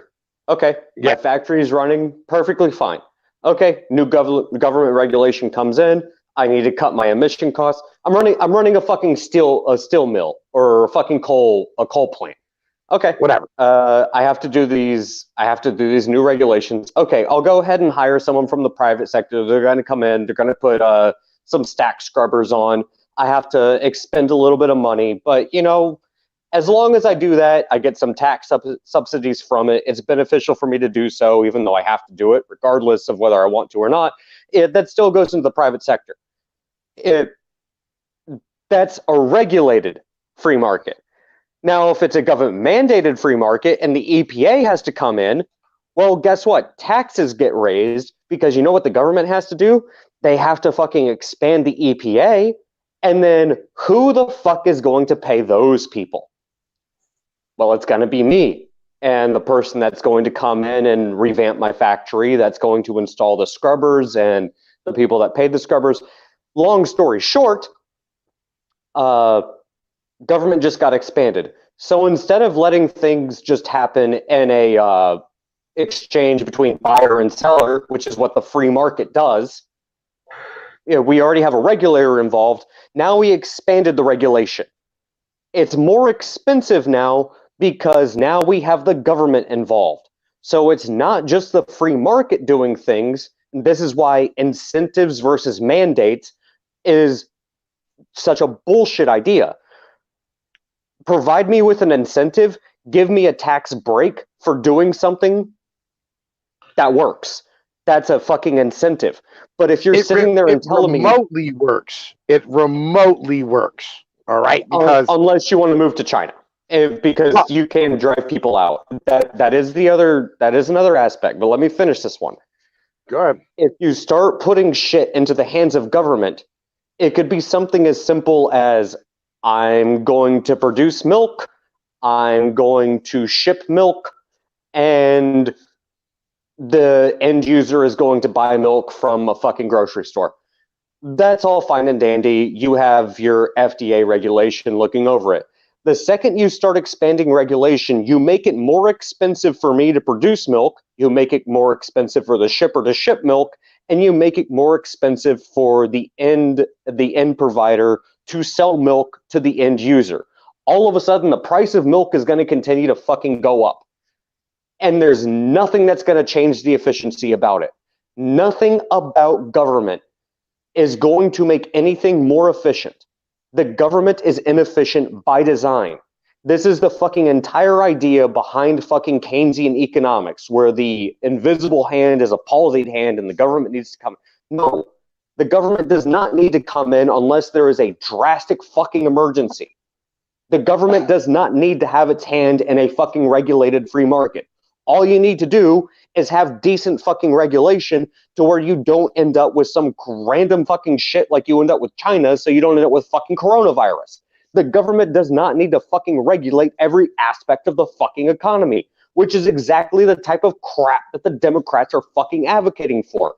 It is bullshit. It's crap economic theory. It has never worked, and it never will. Because the only thing you're doing without being able to print money is make shit more expensive for everybody else. It has never worked. It never will. And I'm done on my rant. Yeah, like the government, like legitimately. And here's the other part, right? Like the congressmen, like they're not tech people. They're not fucking like logistics individuals. They don't know how anything fucking works. All they know is they have these fucking mandates that they want to pass, right? For instance, they want to stand here. Like I have a like SNL did an amazing sketch when they did the fucking bailout of the big three automakers, and one of the fucking congressmen like sat there and said, "We mandated fucking 20 or 35 mile per gallon fucking cars by the year 2025. So we've done our part." Right. And like, yo, the thing is like, they're like, oh, well, you just need to do this. And then fucking like, yo, it doesn't like, you know what I mean? You're going to meet this fucking mandate, whether or not you're able to, or whatever the case is. And this is how the government thinks. This is how the government does what it does. Like, it's fucking garbage. And it doesn't work. Like, none of it fucking works in general. Like, it's a miserable, awful, terrible way of fucking doing shit. And like, yo, the more you tax motherfuckers, the more you regulate motherfuckers. That's just a fact of the fucking life. And this is why people can't work together, because the government really actually thinks that that's how fucking shit like they think that's how like fucking shit's supposed to operate. And they think that like, you know what I mean, the way they do things and being able to tax people, like they're just going to be able to do whatever the fuck they want and continue on with it forever. You know, it is, and it's terrible. We're still working off of fucking awful ways of doing things, and nobody ever changes their perspective, and they never change their fucking paradigm, and nothing gets updated. And that's why like shit just keeps getting worse. Actually, here's a good way to put it. If you're a business owner, if you want to expand government regulation, if you want to expand taxes, and you advocate for this, pretty much the only thing you're saying is that I'm going to be forced through government mandate, either through regulation or the creation of a new government system or paradigm, that I have to hire a new employee. If you can afford that new employee, okay, it's going to cut into your bottom line. Yeah, that means, sorry guys, you're not going to get a bonus or a raise. But that's really when you talk about raising taxes, that's really what it means. What it means is that you're hiring a new employee, whether you can afford it or not, because it's a government mandate, because that's what taxes are. Yeah. You know, I'll be real. I think a lot of this comes from insurance. Like, I really do. I think like a lot of this fucking bullshit that we're dealing with like fucking school debt and all this nonsense, I think it all comes from fucking insurance. Like, rather than having fucking companies out here fucking like training employees and doing the apprenticeships like they used to do, they're standing here, you know what I mean, fucking like having people go to college and pay for it themselves rather than having the companies do it. You know, like this, and this isn't working. I think the companies should be training their fucking employees and teaching them what to do. Like, I had a dude the other day, I was talking to fucking Nepal, and he was talking about he has to go to his local community college and get trained on how to fucking run a goddamn forklift rather than go to a fucking warehouse and have them like certify you through OSHA, because you can no longer do that because of fucking insurance regulations and shit. Like, there's ways to fix some of these fucking problems. Like, legitimately, there really is. Okay. I've been quiet for a while. I'll cut in on that. Pinoy, dude, when I was working as a CNC operator, I ran the forklift at the shop. They certified me for that shop alone. So I think what he wants is a universal state certification, which you do have to go through different routes for. No. Like, yo, this is the new way of doing things. They're no longer certifying people at fucking warehouses to do this shit anymore. They're basically saying you might be right. You might be right. I got that job before my wife and I got married, and we've been married about we've been together 7 years, married about 3.5 or 2 or so. So, it's probably I might be outdated. I did the same thing, dude. I had the same experiences. Fuck. I'm trying to think here. Probably 7 or 8 years ago, I had the same exact experience as you did. Nowadays, and I hear it more and more. It's not just from this dude. It's from a lot of people around here too. They're saying they have to go to the community college and get a certification on some dumb shit. That is because just to do your job, man. If your site manager will supervise it and make sure you can handle your job, then you should be allowed to work. Okay, we don't need a government fucking certification for this. That Yo, this do you know isn't a why? thing. You know They're why not. they They're have to not. have No, it? no. Wait a minute. They're not driving this forklift down the goddamn highway, running cars over like the motherfucker in fucking San Diego back in '93. Okay, like with a tank. Like that shit ain't happening. All right, calm the fuck down. Chill out Do, your tits, there, fucking do Kool Aid you know man. why? Like, this comes from insurance regulations. It's the same reason why like companies can't hire felons, and you have to take urine tests everywhere. It's insurance regulations, legit. And I mean, that's what this is about. Like, you can't get a fucking like you have to have like all your employees insured or whatever for fucking like workers comp or whatever it is. They won't do it unless you fucking urine test your fucking employees and go through all this bullshit. And I mean, that's what a lot of this fucking dumb shit is the fuck about. Like real shit. Well, no, and obviously my stance on UA analysis, breach Yeah, I'm of not private really. privacy, motherfucker. Go fuck yourself. Like you want me to pee in what? Yeah, I'll pee in your mouth, bitch. Test that. You want to see how my shit tastes? Open up. Yeah, I'll give you a cup of Sunny D, but really it's a cup of pee. Like I got some homemade lemonade for you. Yeah, dude, straight up. Fuck them motherfuckers, right? No, and hey, just on a funny side note, I remember one time, right? I even took the fucking flush your system shit, right? Went in for my UA for this fucking temp agency, right? Right. And I sit down and there's this big fat guy, right? He looks like a fucking big fat CEO motherfucker. He's sitting behind the desk. He goes, "Sit down." And you know what? Whatever. I've said it before. Sit down, Chris. I'm like, all right. I sit down. And he's like, so how long since you smoked? About a month, right? I'm like, you son of a bitch. Like, I even took the fucking detox. Are you kidding me? Like, this is bullshit. He's like, yeah, get out of my office, you fucking degenerate. I'm like, yeah, fuck you too, fat fuck. Enjoy your Big Mac. Fuck No, you. like legit, like yo, I stayed sober because I have like kids to take care of and child support to pay, right?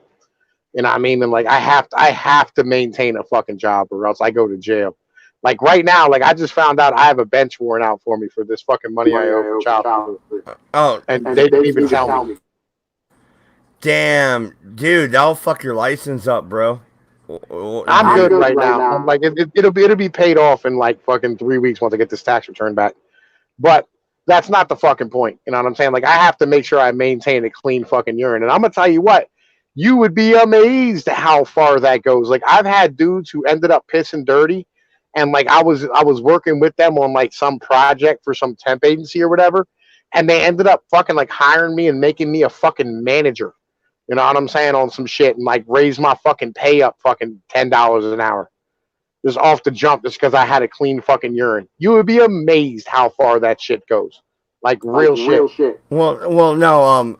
Luckily on the West Coast, man.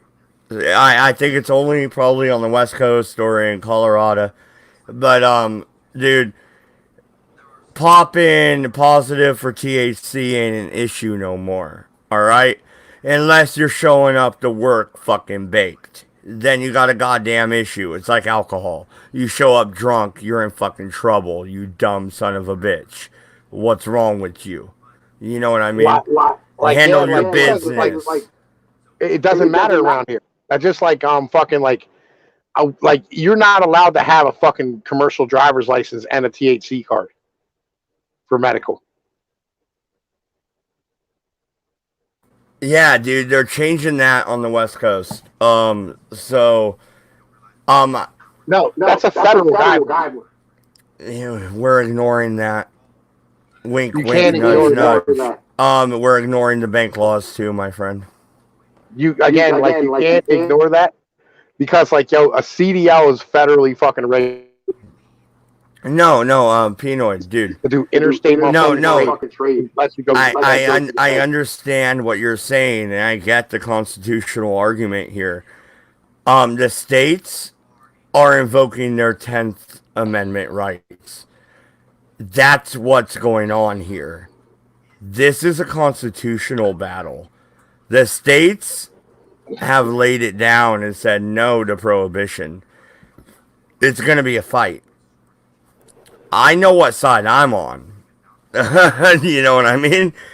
Oh, But absolutely. I'm not sure. Anti-fed. Well, I'm not sure. I'm not sure I'm gonna win.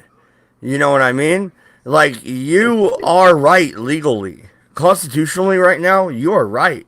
If you cross state borders, with THC in your system, THC in your system is a federal crime. Yeah. It is. So this is the 10th Amendment being laid to bear, and this is going to play out in the next decade. Okay, you're going to look at a 10-year fight, at least.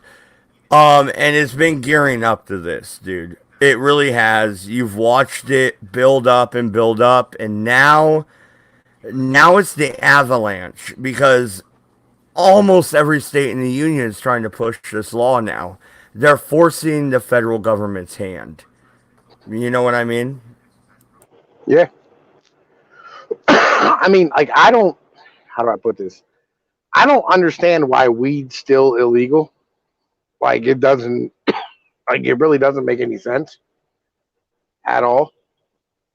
Like, I don't understand like why it's still illegal. Like, I don't get it. Like, but the reality is that like because it doesn't even feed the prison industrial complex. Like, nobody goes to jail for weed. No one.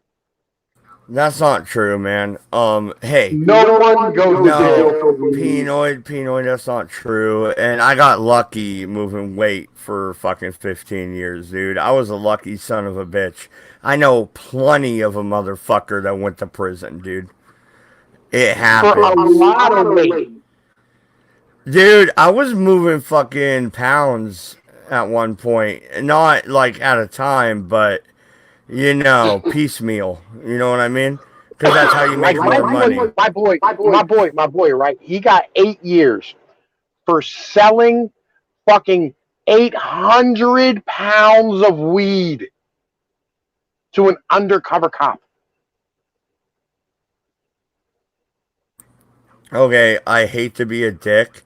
How the fuck did your boy not know that was an undercover cop? Are you fucking kidding me, motherfucker? God damn it. They started off small and then started taking larger and larger and larger amounts. Like, fucking until like it built up like over time, like over the course of like fucking, I don't know, like it was like a year or some bullshit. I hate this shit though. No, you see this shit like on the History Channel when they're talking about like the fucking biker gangs and shit. They're like, yeah, this is how we did it. We grouped in and we fucking became a prospect and we asked for this, we asked for that. Like, motherfucker, I would have known you were shady, you son of a bitch. Fuck you. Yeah, but like legitimately, like you do not go to jail for weed unless it's some ridiculous amount. Now, here's how you end up in jail for weed though. Like legitimately, you get more time for not paying the fines than you do from the actual weed itself. That's how motherfuckers end up in jail. Is like, it's not selling or like possession. It's from like popping dirty while you're on probation. It's from like not paying the fucking fines or having the ability to pay the fines because they gave you the fucking charge, right? Like, that's where you get the motherfucking time from. But you do not get actual time for motherfucking like, getting caught with marijuana on you. Legitimately. Okay, so marijuana is now legal in the state of Oregon, ladies and gentlemen. So anything I say now cannot be held against me, at least locally. Federally, fuck the FBI, you know what I'm saying? But hey, whatever. Okay, dude, I was making enough money to pay my rent. buy food, buy liquor, re-up, and go to the strip club every weekend. So let's see here. I'm probably pulling in about low end 50 G's a year. For about 15 years. You're telling me they wouldn't lock my ass up in fucking OSP? Oregon State Pen? Come on, Well, motherfucker. let's If I let's would have let's got do math. popped, I'm Let's up in do OSP, math. homie. Let's do math on 50 G's a year profit, right? Like, yo, 50 G's a year profit is basically $1,000 a week you was killing on weed. And that's moving, being real with you, that's moving probably right around a pound a week. Yeah? And I was doing it in and out for 15 years, dude. A I had pound, you were moving a pound of weed every week. Uh, you have no idea, man. These motherfuckers, dude. And you kill I them know, on the I five got you. sacks. You kill them on the .3, homie. At least back in the day, it ain't like that no more. All right, the price of weed dropped. Like it is dead in Oregon, dude. I'm looking at $100 an ounce from the weed shop, homie, with tax. Like, you know what I mean? Like it's dead. Yeah, we used to, God. like, I mean, real with you, like, an ounce of good shit used to be like 300, right? And that was a step up, though, legitimately, like, because, like, an eighth of good shit was $40. An ounce would be like fucking 300, and a pound would run you about $2,000. Like, that was No shit. We yeah. were working .3 for $5 .3. You give me $20, I give you 1.4. You give me 50, I give you an eighth. Or no, 50 was 1.4 an eighth.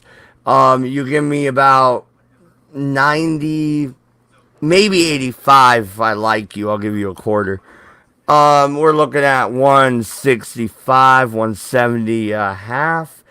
If I'm breaking out a fucking whole ounce, bit by bit, that's 420 an ounce, dude. We're talking 15 a gram.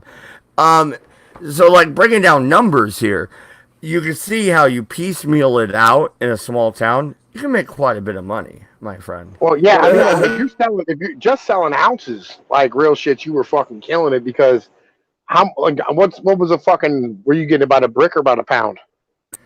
I was getting about a zip, which is an ounce. So I was getting a zip every 2-3 days. And I was breaking that out in well, I would get 2 zips. One zip You for would my have had to have guys. been moving. How much was the zip? Wait. Oh, Well, I my mean, guy gave it to me. how much was the zip for you? 150, and I was selling it out piecemeal for 420. So I'm looking at like 300% profit. About. In No, that's about 200. Right, it's about 200%, to maybe 250. Fucking, but like that's still not fucking bad. Chopping out, I mean, like real shit, bringing in 125. Like you'd have to bring in 125. Actually, really, to make a grand a week, you'd have to crush out about 200 a day. Is basically about yeah. Well, no, I had me and my partner working at the high end, and then we had 3-4 guys running for us. So and then we had the little guys coming to us every 20 minutes for a 5 sack. They were our bread and butter. Like all day, motherfucker. Like every fucking half hour, this motherfucker's back. It's like, what's up, dude? All right. So yeah, so what you're doing is you're gonna pick up. Let's say if you're doing a 1 week cycle, you're gonna pick up an ounce. You're gonna dump off a pound. Well, no, I'm thinking if you're just gonna build up from bottom to top, you're gonna pick up an ounce. You're gonna dump off half of it. You're gonna piecemeal out the rest one in grams, maybe eighths. You do that for a week. Next time around, you're going to pick up 2. That'll take you a week to do. That should give you enough. By the time you're done with the next week, you're going to pick up a QP. break out the QP, get rid of one. Well, hey, Doku, let's rid put of it one this way. ounce. Let's put it this way, dude. All right. I start off my week. I wake up on Monday. I get my cell phone out. Oh shit, I'm already overloaded with calls. All right, guys. Yeah. I hit you up here, here, and here. All right. Drop off. I head to the orchard, is what we called it, and I just sit there. I'm just bumping some music, some Tupac and shit, just chilling, drinking a beer. I got my regulars coming back and forth. Um, in the middle of the day, a guy or two drops by. I drop off a half to each. They come back in about a day and a half with their money. If they don't, we got an issue. At the end of the week, I have enough money to pop out of Junction City, head up into Eugene. I'm at a motel with a double bed. My partner is hanging with me. He's in the other bed. I got mine. And we're fucking headed to the strip club. We blow about $1.50 in the strip club, and we take a couple bitches back to the fucking hotel. Dude, we're blowing like $1,500 a weekend, and I'm still paying my rent and taking care of my shit. It was a good racket, dude. It was a good racket while it lasted, but it's dead This now. is why this is the reason. Well, yeah, it's dead now because it's legal in a lot of places, so prices have dropped. It's kind of the same fucking problem I'm running into when I've been trading oil, because commodities are commodities. Doesn't matter if it's weed, oil, gold, silver, doesn't fucking matter. The same basic principle applies, supply and demand. Yeah. So, no, like if we're just going to make things simple, we'll say it's a quarter pound, so 4 ounces. So you take 1 ounce, you keep it to yourself, and you can gram that out. Maybe if it's someone who's a decent friend, someone you trust, maybe it's an eighth or a quarter. Yeah, do with that what you will. Anything left over at the end of the week, you keep that to yourself as personals. Yeah, you toss 1 ounce out to somebody you trust. They'll probably nickel and dime it. Oh no, in Doku there was always the freebies, dude. I had friends. You always gotta keep the friends. Pinoy, you know what I'm talking about. You know what I mean? You just kick them a gram and they're cool with it. You know what I mean? Like, oh, thank you. Well, nah, like the only time I'm giving out motherfucking free weed is if it's like the niggas who carry my guns and shit for me. You know what I mean? Well, I didn't say it wasn't close friends. I'm just saying there is a few people where you're like, yo, here you go, homie. Like, yo, You know what I mean? I'm basically paying for security. It's kind of the situation, or like you got to pay to operate. You know what I mean? Out here, a lot of times, like fucking, you got to ask permission to do whatever you're doing. Because it's the fucking East Coast. It's a little different. Yeah. It's a little different. You know what's interesting though? Now that we're in this type of conversation, like, okay, East versus West. Me and Pinoy were talking about this last night. Okay, like, is it more laid back here? Because it is on the street. But you get into prison, dude, you're segregated. Like bam. Like, all bets are off, motherfucker. Dodge, I'm gonna be and granted, this is going back to where, like, if I had something good, I could sell it to you for fucking anywhere between $20 and $30 for a fucking gram. Granted, this is like a decade ago. So with $30 a gram, nigga, I would have punched you in the nose. Like, I would have fucked you, motherfucker. That would have been your first and last mistake. Yeah, fuck you, motherfucker. Like, dude, hey, I was playing in the game, and I'm selling $15 a gram on the West Coast with the good weed. Like, West Side, motherfucker. Are you kidding me? It's like $30 for your fucking Mexi shit? Go fuck yourself. You have to remember, this is the East Coast. We're very, very, very far away from any place where you're growing good weed. And also, by the way, you're not gonna get any of the Mexi crap here on the East Coast. If you're paying, don't tell me you don't have brick weed over there. Don't fuck with me. Oh, we have, but if it's fucking brick, dude. No, I would feel bad charging you $10 for that brick crap. No, if you're at least getting some KB that has seeds in it, and that's $10. No, Seeds, seeds, motherfucker. Are you shitting me? There's seeds in this shit. Fuck you. Okay, No, we want we want female motherfucking plants, dude. I'll buy my clone in the shop, homie. I got a grower on the side, dog. I don't need your seeds. So you don't know what fire. Like real shit. Like when I was moving weight, we're talking shit 20 years ago, right? Everything had sticks and seeds and stems in it. Everything did. There was nothing you could get that didn't have sticks and stems and seeds in it. Like not a fucking thing in the motherfucking world out here. Period. Like all together. Oh God, dude, the West Coast has never been like that, bro. No, we don't play like that. No, there were times legitimately for days, the whole city was dry. There was no weed nowhere. None. Yep. That happened all the fucking time. You have to hate. You hate me then, don't you? Like seeds? What the fuck are you talking about? Seeds, motherfucker. No. This is why you'll never understand the term fire mids, because middies are always crap. But if you have fire mids, dude, that shit is better than a lot of the female, nice fluffy little tree crap no, dude, the fire mids will blow that shit out of the fucking water. No, fluffy.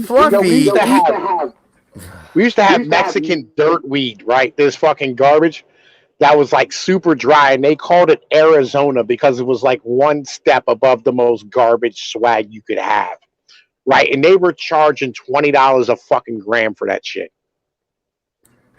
Oh my God. The thing is, I know what that weed. No, I know what that weed is. The Mexican mafia is moving in through the West Coast, and they can only get like about $6 a gram out here for it, so they moved it your way. Once we got a little older, that shit became cutter, right? Like that was our cutting weed and shit. But like real talk, there was a while where like that was all that was available. That was it. You were fucking goddamn lucky if you found like some hydro. Like hydro was like the best shit we ever had when I was coming up. Like there was no purple haze, there was no fucking like any tie stick bullshit. It was just motherfucking dirt weed, creeper, and hydro. That was all you had until Nugs came through. Yeah, we had no exotics. Wait, no, okay, so Alaskan Thunderfuck, fucking Blueberry Kush, fucking all these strains that I've been dealing with since I was like 14 years old. You didn't know nothing about them? We knew about it. We kept it for ourselves. No, Kush was something you read about in High Times magazine, which you never seen. That's something I smoke every day. If you're on the East Coast, you got that shit from Canada, and it's only because you really knew someone and they actually fucking trusted you. The reason we got super lucky. We got super lucky. You need to fucking pause real quick. No, real quick. No, I gotta say it. West side of this motherfucker. West side of this motherfucker right here. It's like, dude, are you kidding me? We got super lucky. One of those Canadian shipments got pitched, right? And like fucking it was a fucking tractor trailer full of motherfucking like haze and Kush and Dro and all this amazing shit. And the cops turned around and put it right back on the street again. Like, and fucking, like, we were buying it literally like you could walk up to somebody with a fucking trash bag full of fucking weed. And like they'd let you reach your hand in for $20 and grab what you can grab, throw in the grocery bag, and get the fuck out of Dodge. That was like awesome. the best we ever. That's why Baltimore was the fucking weed capital of the fucking East Coast for about Oh 5 my years. god, that's like fucking Toys for Tots. Like, it's rolling up like, hey, just let me reach in, bro. Why do you think Baltimore's such a fucking corrupt city? Like, dude, you know me, I live fucking close as shit. Like, they didn't give a fuck. It was just like, all right, go sell this shit. Like, give me $100, here you go. And most people just took that shit because they weren't fucking confiscating the frickin' brick weed. No, they were confiscating the good shit. And if you wanted it, all right, give me $100. Here's a gram. High, you fucking stoner. That's what they did. I'm fucking spoiled, aren't I? Like, I'm over here in the land of great weed. Dude, if you tried to pull the shit that you do on your coast over here, nah, dude, you'd either be paying somebody off, or your ass is fucking going to jail. Like, you okay. get away with shit. Hey, no, check it out. Let's be real about this. Let's thought play this out. Okay, I'm running my business over there. 420 an ounce if I'm breaking up by grams.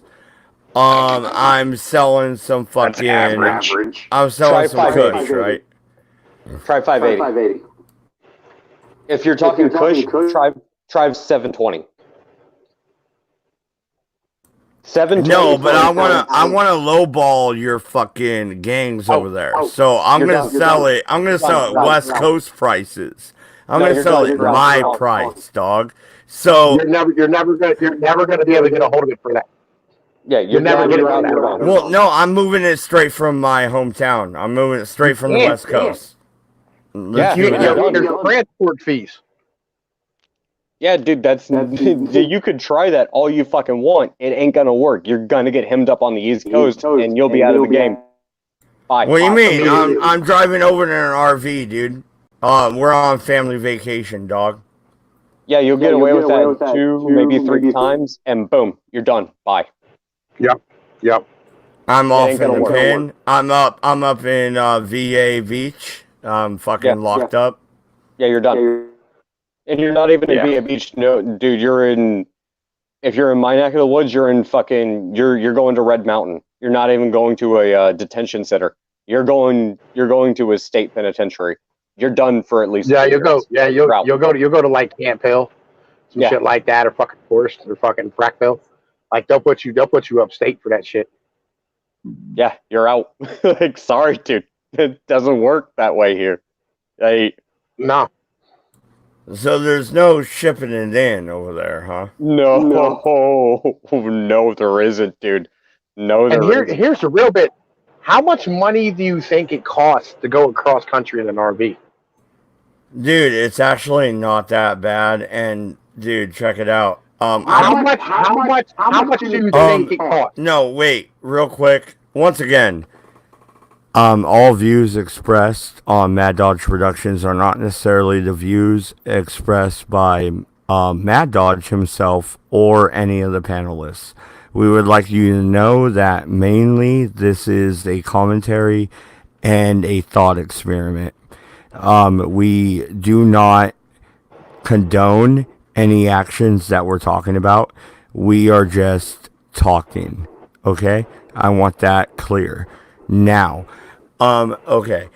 So, there's this thing called smelly proof bags. Right? So we could use the mail system. Import export isn't that bad at that point, dude. We're not looking at a Unabomber situation. We could probably handle this. I know a few that have. What about that type of situation instead of an RV? You can't use the mail. You can use FedEx, but you can't use the mail. Like, I had a buddy of mine tried it through the mail, legitimately. He got popped first shipment, right, and went down for Fed time. Yeah, All right. Walmart. And here's the math. Here's the math. Like them RVs, legitimately top end, get 9 miles to the fucking gallon, and that's a 3,000-mile fucking journey. You're talking 300 and motherfucking 50 gallons of fucking fuel at $3.85 a fucking gallon. Yeah, but you're telling me I'm buying an ounce for 100 and something bucks, and I'm loading up an RV and headed east into the lands of the unsellable. You're telling me I can't recoup? I'm telling you I fucking can. I can recoup. I'm telling you, quadruple. It's gonna cost $1,500 a fucking trip minimum, just in fuel one way. That's $3,000 both ways, just for fuel by itself, and that don't count tolls, that don't count food, that don't count none of the other bullshit you're gonna deal with. And then on top of that, you're gonna have to deal with going through things like fucking weigh stations on the way the fuck out. Okay. What if a certain individual loaded up an RV full of weed, hid it everywhere? He's moving. Oh shit! How much could you actually fit in an RV? Damn, that's a weird prospect. That's a lot. Let's just say 10 G's. Okay, we'll just go with 10 G's worth. And he heads over. He then pulls up with 10 G's worth and a connect. He unloads, sells the RV, flies home. Where's he losing here? You're losing because you're marked. Like, you will get marked. Yeah. Like, dude, I don't think you realize just how fucking no nonsense they are about this shit on the East Coast. If you even remotely tried to pull that shit, you will be marked because, bro, you think corruption is bad on the West Coast? No, dude, when it comes to, and I'm not even going to say drugs, just when it comes to weed, the East Coast is ridiculous about it. Everyone from Boston to Florida will know about it. Give it a few. Give it a week. Wait, like, okay, so my nickname's Dodger, right? So you're saying Dodger would be popping off all over the East Coast if I did that move? They won't know a name, but they'll know that it happened, and it'll only take about a week. Yeah. The moment the market gets flooded with a whole bunch of brand new motherfucking weed that ain't out here already, like, yo, motherfuckers are going to be asking questions where it came from, and people are going to be talking and finding out shit. Well, what if you do the move once a year? Yo, look, I moved in 1 pound. I moved 1 pound. 1 pound of White Widow. All right? 1 pound. Legitimately. Like, yo, it took them 2 weeks to find me and the fucking connect. No shit. Dude, no. Seriously, I operated for 15 years, bro. Like, are you kidding me right now? 1 week? Niggas is hungry. 1 week. 1 week is actually surprising. Anything less than 10 days, it's like, wow, you actually got off easy. Normally, it only takes them 2 or 3 days. You would be surprised. Granted, I think it's different now, but from the time frame we're talking about, dude, it's a completely different environment. Whole different thing. Like, dude, legitimately, like, yo, even today, I can walk and know, like, I run into certain people, and they'll look at me and go, "Oh, yo, you was that nigga with that White Widow back in the day." Legitimately, still today, 20 years later. Oh, dude, that's funny because I was going to say the same thing. Yeah, no, I could be walking down the street and they hit me up. Yo, Dodger, dude, remember when you sold me that fucking bud? It was fucking dank. And I'm like, no, I don't even know what your name is. Yo, I didn't even, like, you know what I mean? I didn't sell to these dudes. Oh, well, I was a dealer at one point. So a lot of these guys, I was the guy they were talking to. But I sold to so many people. Like, how am I going to remember you, man? No. Like yo, I didn't sell to people. I didn't sell to customers. Like I don't sell to. You don't. You never fucking like yo. If you're moving like you, I started off small, but like you know, you end up like expanding your operation because you get hungry, right? And like I was moving larger amounts of motherfucking weight, so like I was moving like you know, I mean bricks and whatever the case might be, and so I was moving ounces and quarter pounds and things of this nature. You know, I mean, they're like fucking local dealers, right? And legitimately, I didn't talk to that many fucking people. The people who I did not sell to like knew who the fuck I was when I brought that fucking White Widow in, just because like, yo, when you bring in new shit, motherfuckers will figure out who the fuck you are. Even if, like, yo, no, straight up. Let's check this out. I roll into Virginia Beach and I drop off a fucking 10G hookup, right? That's 10 G's on my side. So really it costing me 3, right? Drop it off and I bounce back to the West Coast.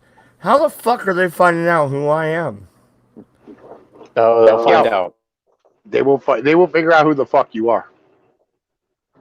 Yeah, they'll find out. It's maybe not today, not in this day and age, but from the time frame we're talking about, like, oh yeah, you'd have been known immediately. Yeah, you would have put a fucking target on your back, homie. It's like motherfuckers would have been looking for that RV to rob you the next time you came out. So it'd be like, yeah, the motherfucker with the organ plates with the Dodger hat. Fuck him, right? like that's what it'd be. Like, yo, we're gonna catch this nigga for what the fuck he had. Like, yo, that's how they operate. And that's just the way it is. Got robbed. Yeah, they would. They would have robbed you before you got well, Pennsylvania. They would have tried. No, they wouldn't. No. They would have caught you. No. I would have been armed, brother. Let's not be stupid here. I had to deal with the Mexican mafia before. I would have been armed. Yeah, no, dude, you would have gotten hemmed up. But the funny thing is, it would either have been by the police or would have been by MS-13. It would not have been by the same people that you think it would be. Oh no! Back in the day, it would be the police.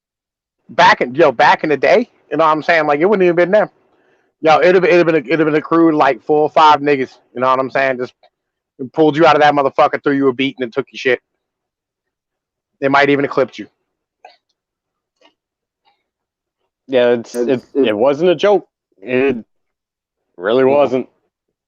No. Well, no, that's interesting because yo, on the West Coast, dude, you fuck up, and by fuck up, like you rat, you rob somebody, you're you know, a rat is more in prison, right? So a snitch and a rat are 2 different things. So, you know, you do any of those things, then you're fucking marked. But no, if you're operating business and you're being straight up, you're usually high.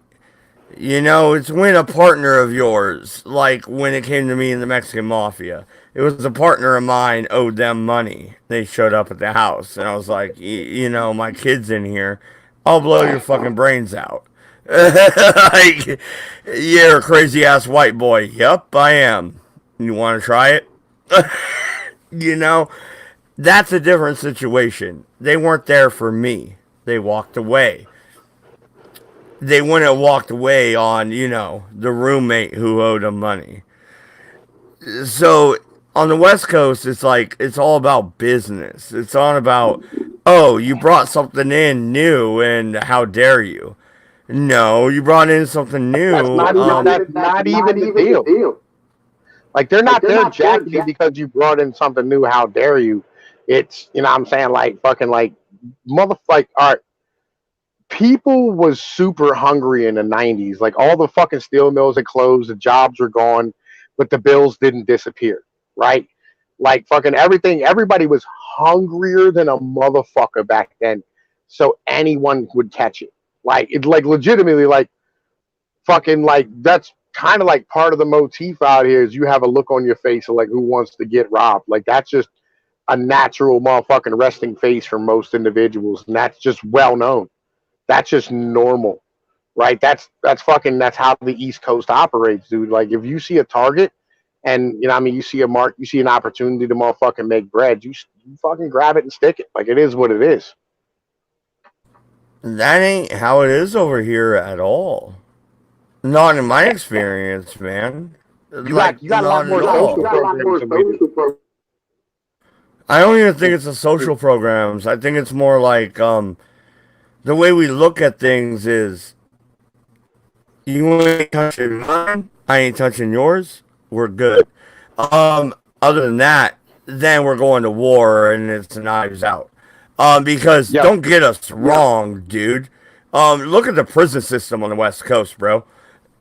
Okay, we ain't fucking around, all right? Don't think we're fucking weak, dude.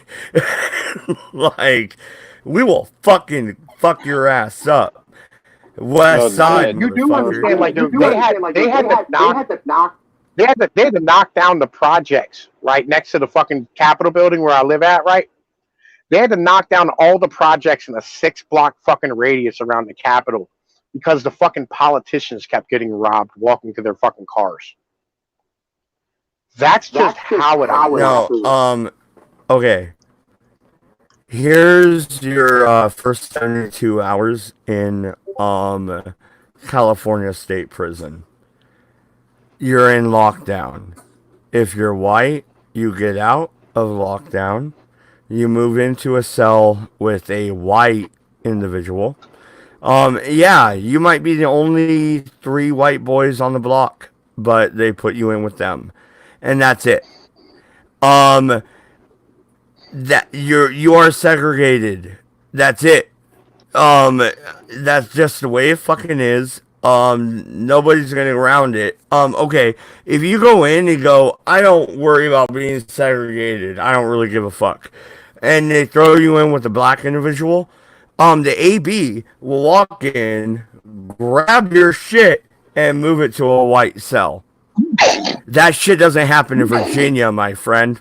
That shit doesn't happen in Pennsylvania. All right, you know what I mean, dude?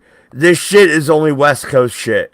They are straight segregated over here. I don't even get it. Why? Why on the West Coast? You know, I thought we were the left coast, right? Like, what's going on? I, I feel you, but like I don't really know if like you know what I mean like that's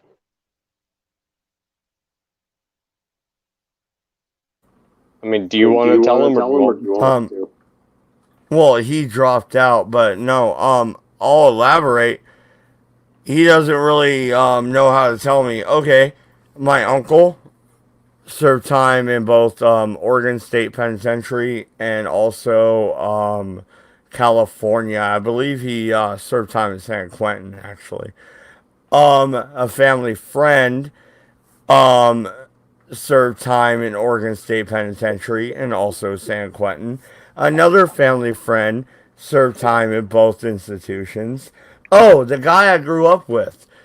He's in Oregon State Penitentiary right now. Another one I went to high school with is in Oregon State Penitentiary. These are all white boys and they're all segregated. So, Well, yeah, but that is a West Coast thing. It on the East Coast, that's not the way shit works. They 9 out of 10 times we don't care what your fucking skin color is. People might care about what your affiliations are, but the majority of the time, affiliation is not going to be a thing because you're going to federal penitentiary. On the East Coast, it's usually a state penitentiary. So yeah. you don't run into that same type of like gang affiliation problem. So you're not going to run into like, oh well, you're black and this person's black, but they're a Blood or they're a Crip. You don't run into that problem on the East Coast. On the East Coast, you run into three very, very, very fucking specific problems. It's either going to be A, are you an uppity little bitch? In which case, you're going to get the crap beat out of you. Which is going to result in one of two things, which brings me to point number 2.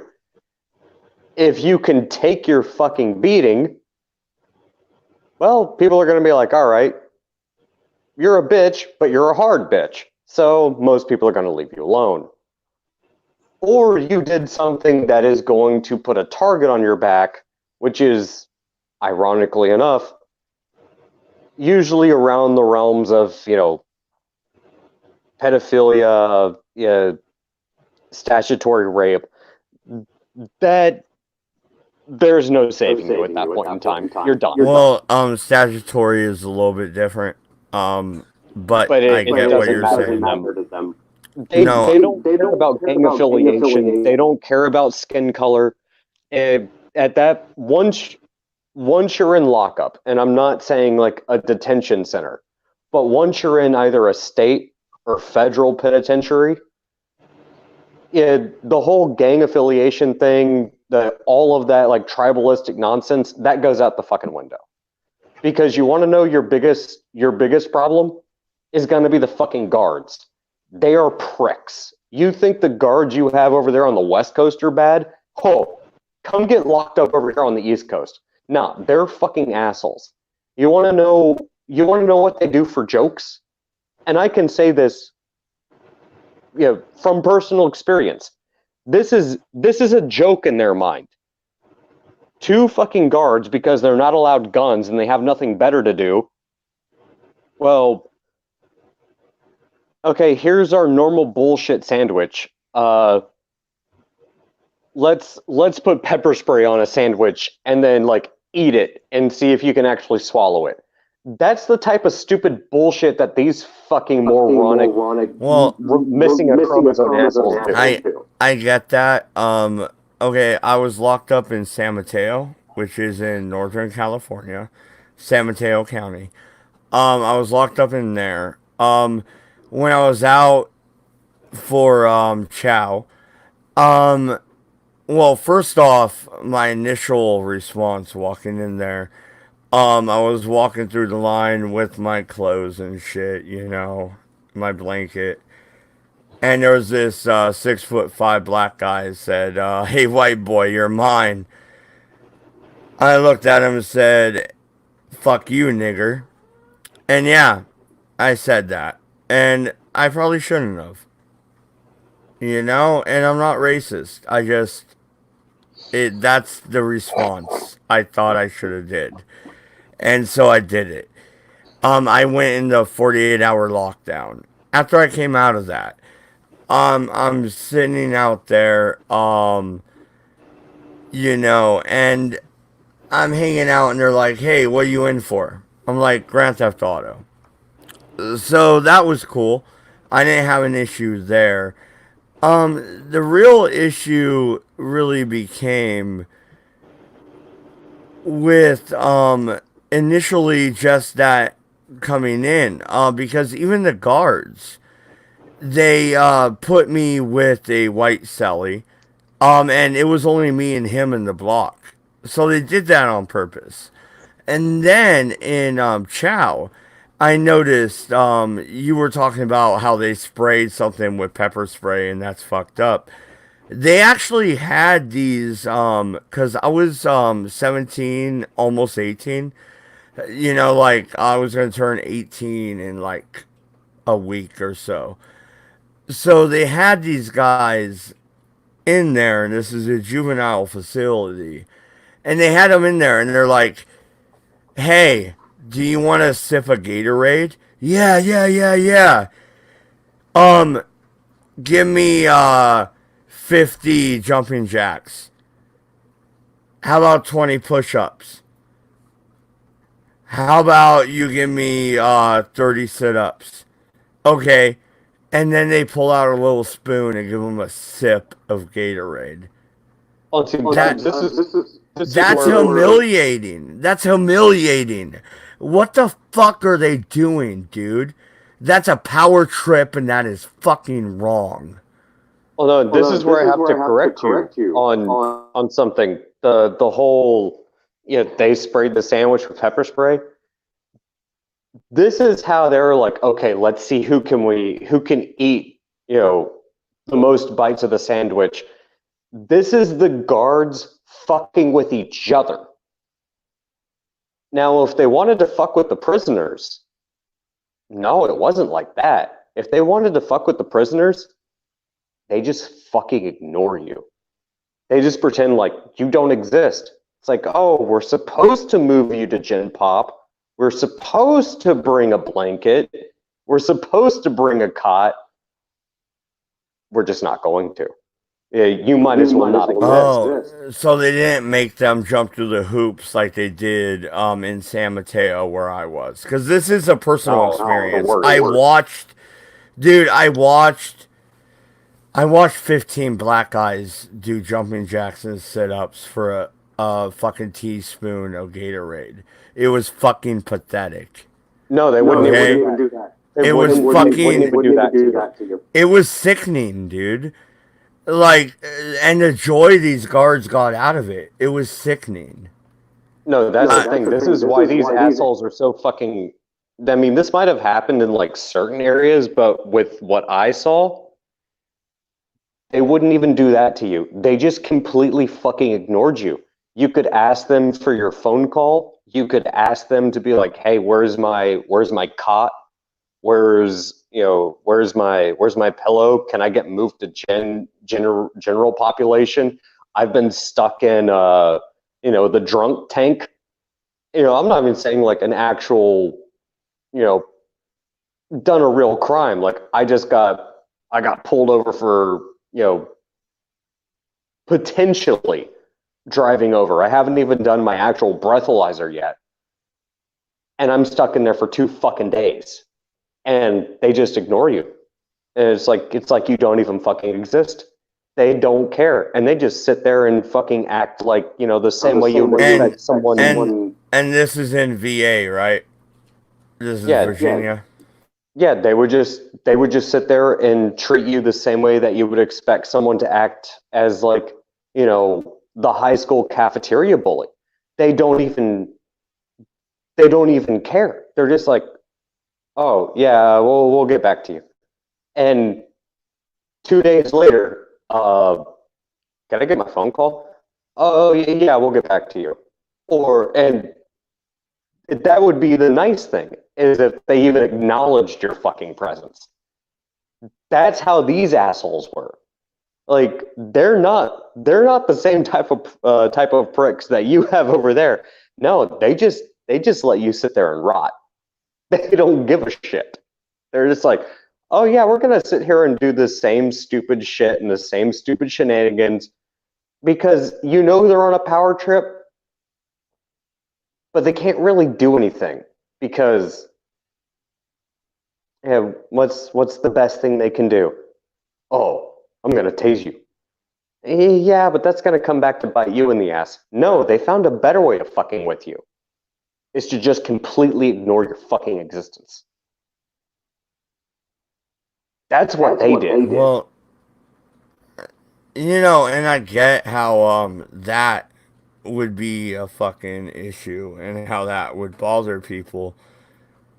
But I don't necessarily think that makes the the penal system on the East Coast worse than the West Coast because, dude, you walk into that prison yard white, you have a target on your back. That's it. You're pretty much automatically at least a Peckerwood. At least you don't have to do blood in, blood out for that. Um, at best, you're a fucking AB, which means you're just gonna be in prison forever. Oh, dude, I can tell you. You know what I mean? Like, what the fuck, dude? And that's how it is on the West Coast. Like, it's straight segregated, bro. It's No, straight. dude, I can straight up tell you exactly how it makes it worse. And it's not about the segregation, about how, like, don't get me wrong, there's still like the hatred, like there's still the hatred amongst people within the penal system, but the guards are not your fucking friends. That's the one unifying aspect that everybody had is, yeah, we might all hate each other, but the guards hate us more, and they're the ones with the fucking power. Is so, yeah, fuck you. If a fight breaks out and you're getting the shit beat out of you, it doesn't matter if the guard is black, white, Hispanic, Asian. They don't care. They're gonna let them beat the shit out of you, and they're just gonna say, "Oh, we didn't see anything," and they're just going to use it as a way to fuck with you and be like, "Oh, well, sorry, we didn't see anything." It you threw me in Gen Pop, but I'm the one white boy in this entire Gen Pop cell, and you didn't do anything because you're busy playing a fucking game on your fucking phone. Okay, well, here's a question. Okay, like I said, there was 48-hour lockdown. When I went into San Mateo, and they went in on the first day, and they went, hey, hey Chris, dude, here's your choice. You can have an hour out on the yard, or you can have a shower by yourself. Well, what are you gonna choose? You're gonna take the shower by yourself, right? I mean, that's what I chose. You So don't get I a mean, choice. right? Um, do they even give you that shit over there? No, no, you don't get a choice unless you go to a state or federal run. No, you don't get a choice. If you're in a detention center, you don't get a choice. You're better off going to a state detention center than anything else. Like, unless your county or your state has really rectified shit. Back when I had to fucking go in, I was the only fucking white boy in my entire block, and I shouldn't even been put into Gen Pop. My lawyer even made this point. I did nothing. I did nothing worthy of being put into Gen Pop, but I still got put into general population, regardless, which should not have happened, and they did it anyways because, well, we need the space and the fucking drunk tank. So fuck you. And oh, by the way, you still haven't actually put through my my breathalyzer results to the magistrate, which means, yeah, I should have stayed in the fucking drunk tank until the magistrate had a chance to review my breathalyzer results and say, okay, you pay a fine. Instead, I had to go to Gen Pop, sit there over the weekend, knowing, and specifically the people that put me in Gen Pop, knowing I was not able to set up a phone account so I could call someone to make my whopping $120 bail to get me the fuck out, which I couldn't pay because, I can't pay something that my credit card's kind of in my coat, which is locked up in, a locker somewhere. So I can't pay it. So they're like, oh, you have your credit card? No, it's in my. It's like, yeah, okay, get back in your cell. Like, well, can I call? Nope, you can't call anybody because you can't set up an account because you have to put money on your account to even make a fucking phone call. So great. Yeah, I get to sit there for 2 days. that's one thing I noticed, and I'll give a shout out to Lockdown 23 and 1. Great fucking channel. Check it out. I'll give a shout out to him. Even though he doesn't need it. It's a bigger channel than mine. But check him out. He's good. And he made a point about that. Where yeah, dude, three-way calls are the thing in lockdown, right? Especially in Virginia. Like you need to know how to do a three-way call, which a lot of people don't have landlines anymore, so a lot of people can't do three-way calls. Oh yeah, and that's the thing is I was sitting there as like, okay, I have to set up an account, which means I need to put money on my account because I got my one free call. It's already, 2 in the morning. Who the hell am I gonna call? I get one chance. Yet that went bust. So all right, they moved me out of the drunk tank and then put me into general population. So I'm sitting there playing cards for a day. Dude's like, "Yeah, why are you here?" And it's like, "Yeah, well, I got pulled over drunk driving, and I had a tackle box because I had been out fishing a few days before, and I had a fucking fillet knife." And they're like, "Oh, well, you didn't disclose this fillet knife. It's a knife that's longer than this length, so therefore it's a concealed weapon because you didn't disclose it." And I had been smoking weed. So it's like, oh, well, you have a concealed weapon and you're in possession of drugs. So guess what? You're going to jail. So I spent 3 fucking days in Gin Pop over something that was bullshit to begin with. Because what are you telling me I'm going to pull a Mr. Stretch and open up my freaking tackle box and pull out a fucking fillet knife with from my tackle box with a fishing pole? It And my explanation, why do you have this weapon on you, sir? It's not a weapon, dude. It's a frickin' fillet knife because I've been fishing. You can see the frickin' fishing poles over there. Oh, we're gonna have to arrest you because you have a illegal weapon.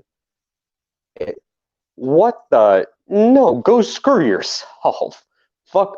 This is why when I went to court, it actually got dropped. Yeah, the judge looked at it and just said, "This is bullshit. Like I'm dropping this case." Much to the chagrin of the prosecutor, because he was an absolute piece of shit. It's like, dude, it's a fucking fillet knife. Of course I had one on me. I was going fishing. I was fishing at a area that I'm allowed to actually fish at. I can take at least 2 walleye from this lake. But no, it's an illegal weapon. And then they sit there and try to tell me like, oh, well, no, you got to pay money, you got to do this, you got to do that. Like, screw you. Screw you. Well, no, and dude, I think it's gonna be the last point we touch upon here because we're going for 60 minutes and we're hitting 3 hours. So, Yeah. Yeah. dude, you're right. It's bullshit and it's bad for you. Well, I think we should sign out with George Carlin. Good night, good luck, and don't go to France. We're out of here. Peace. End broadcast. Go away.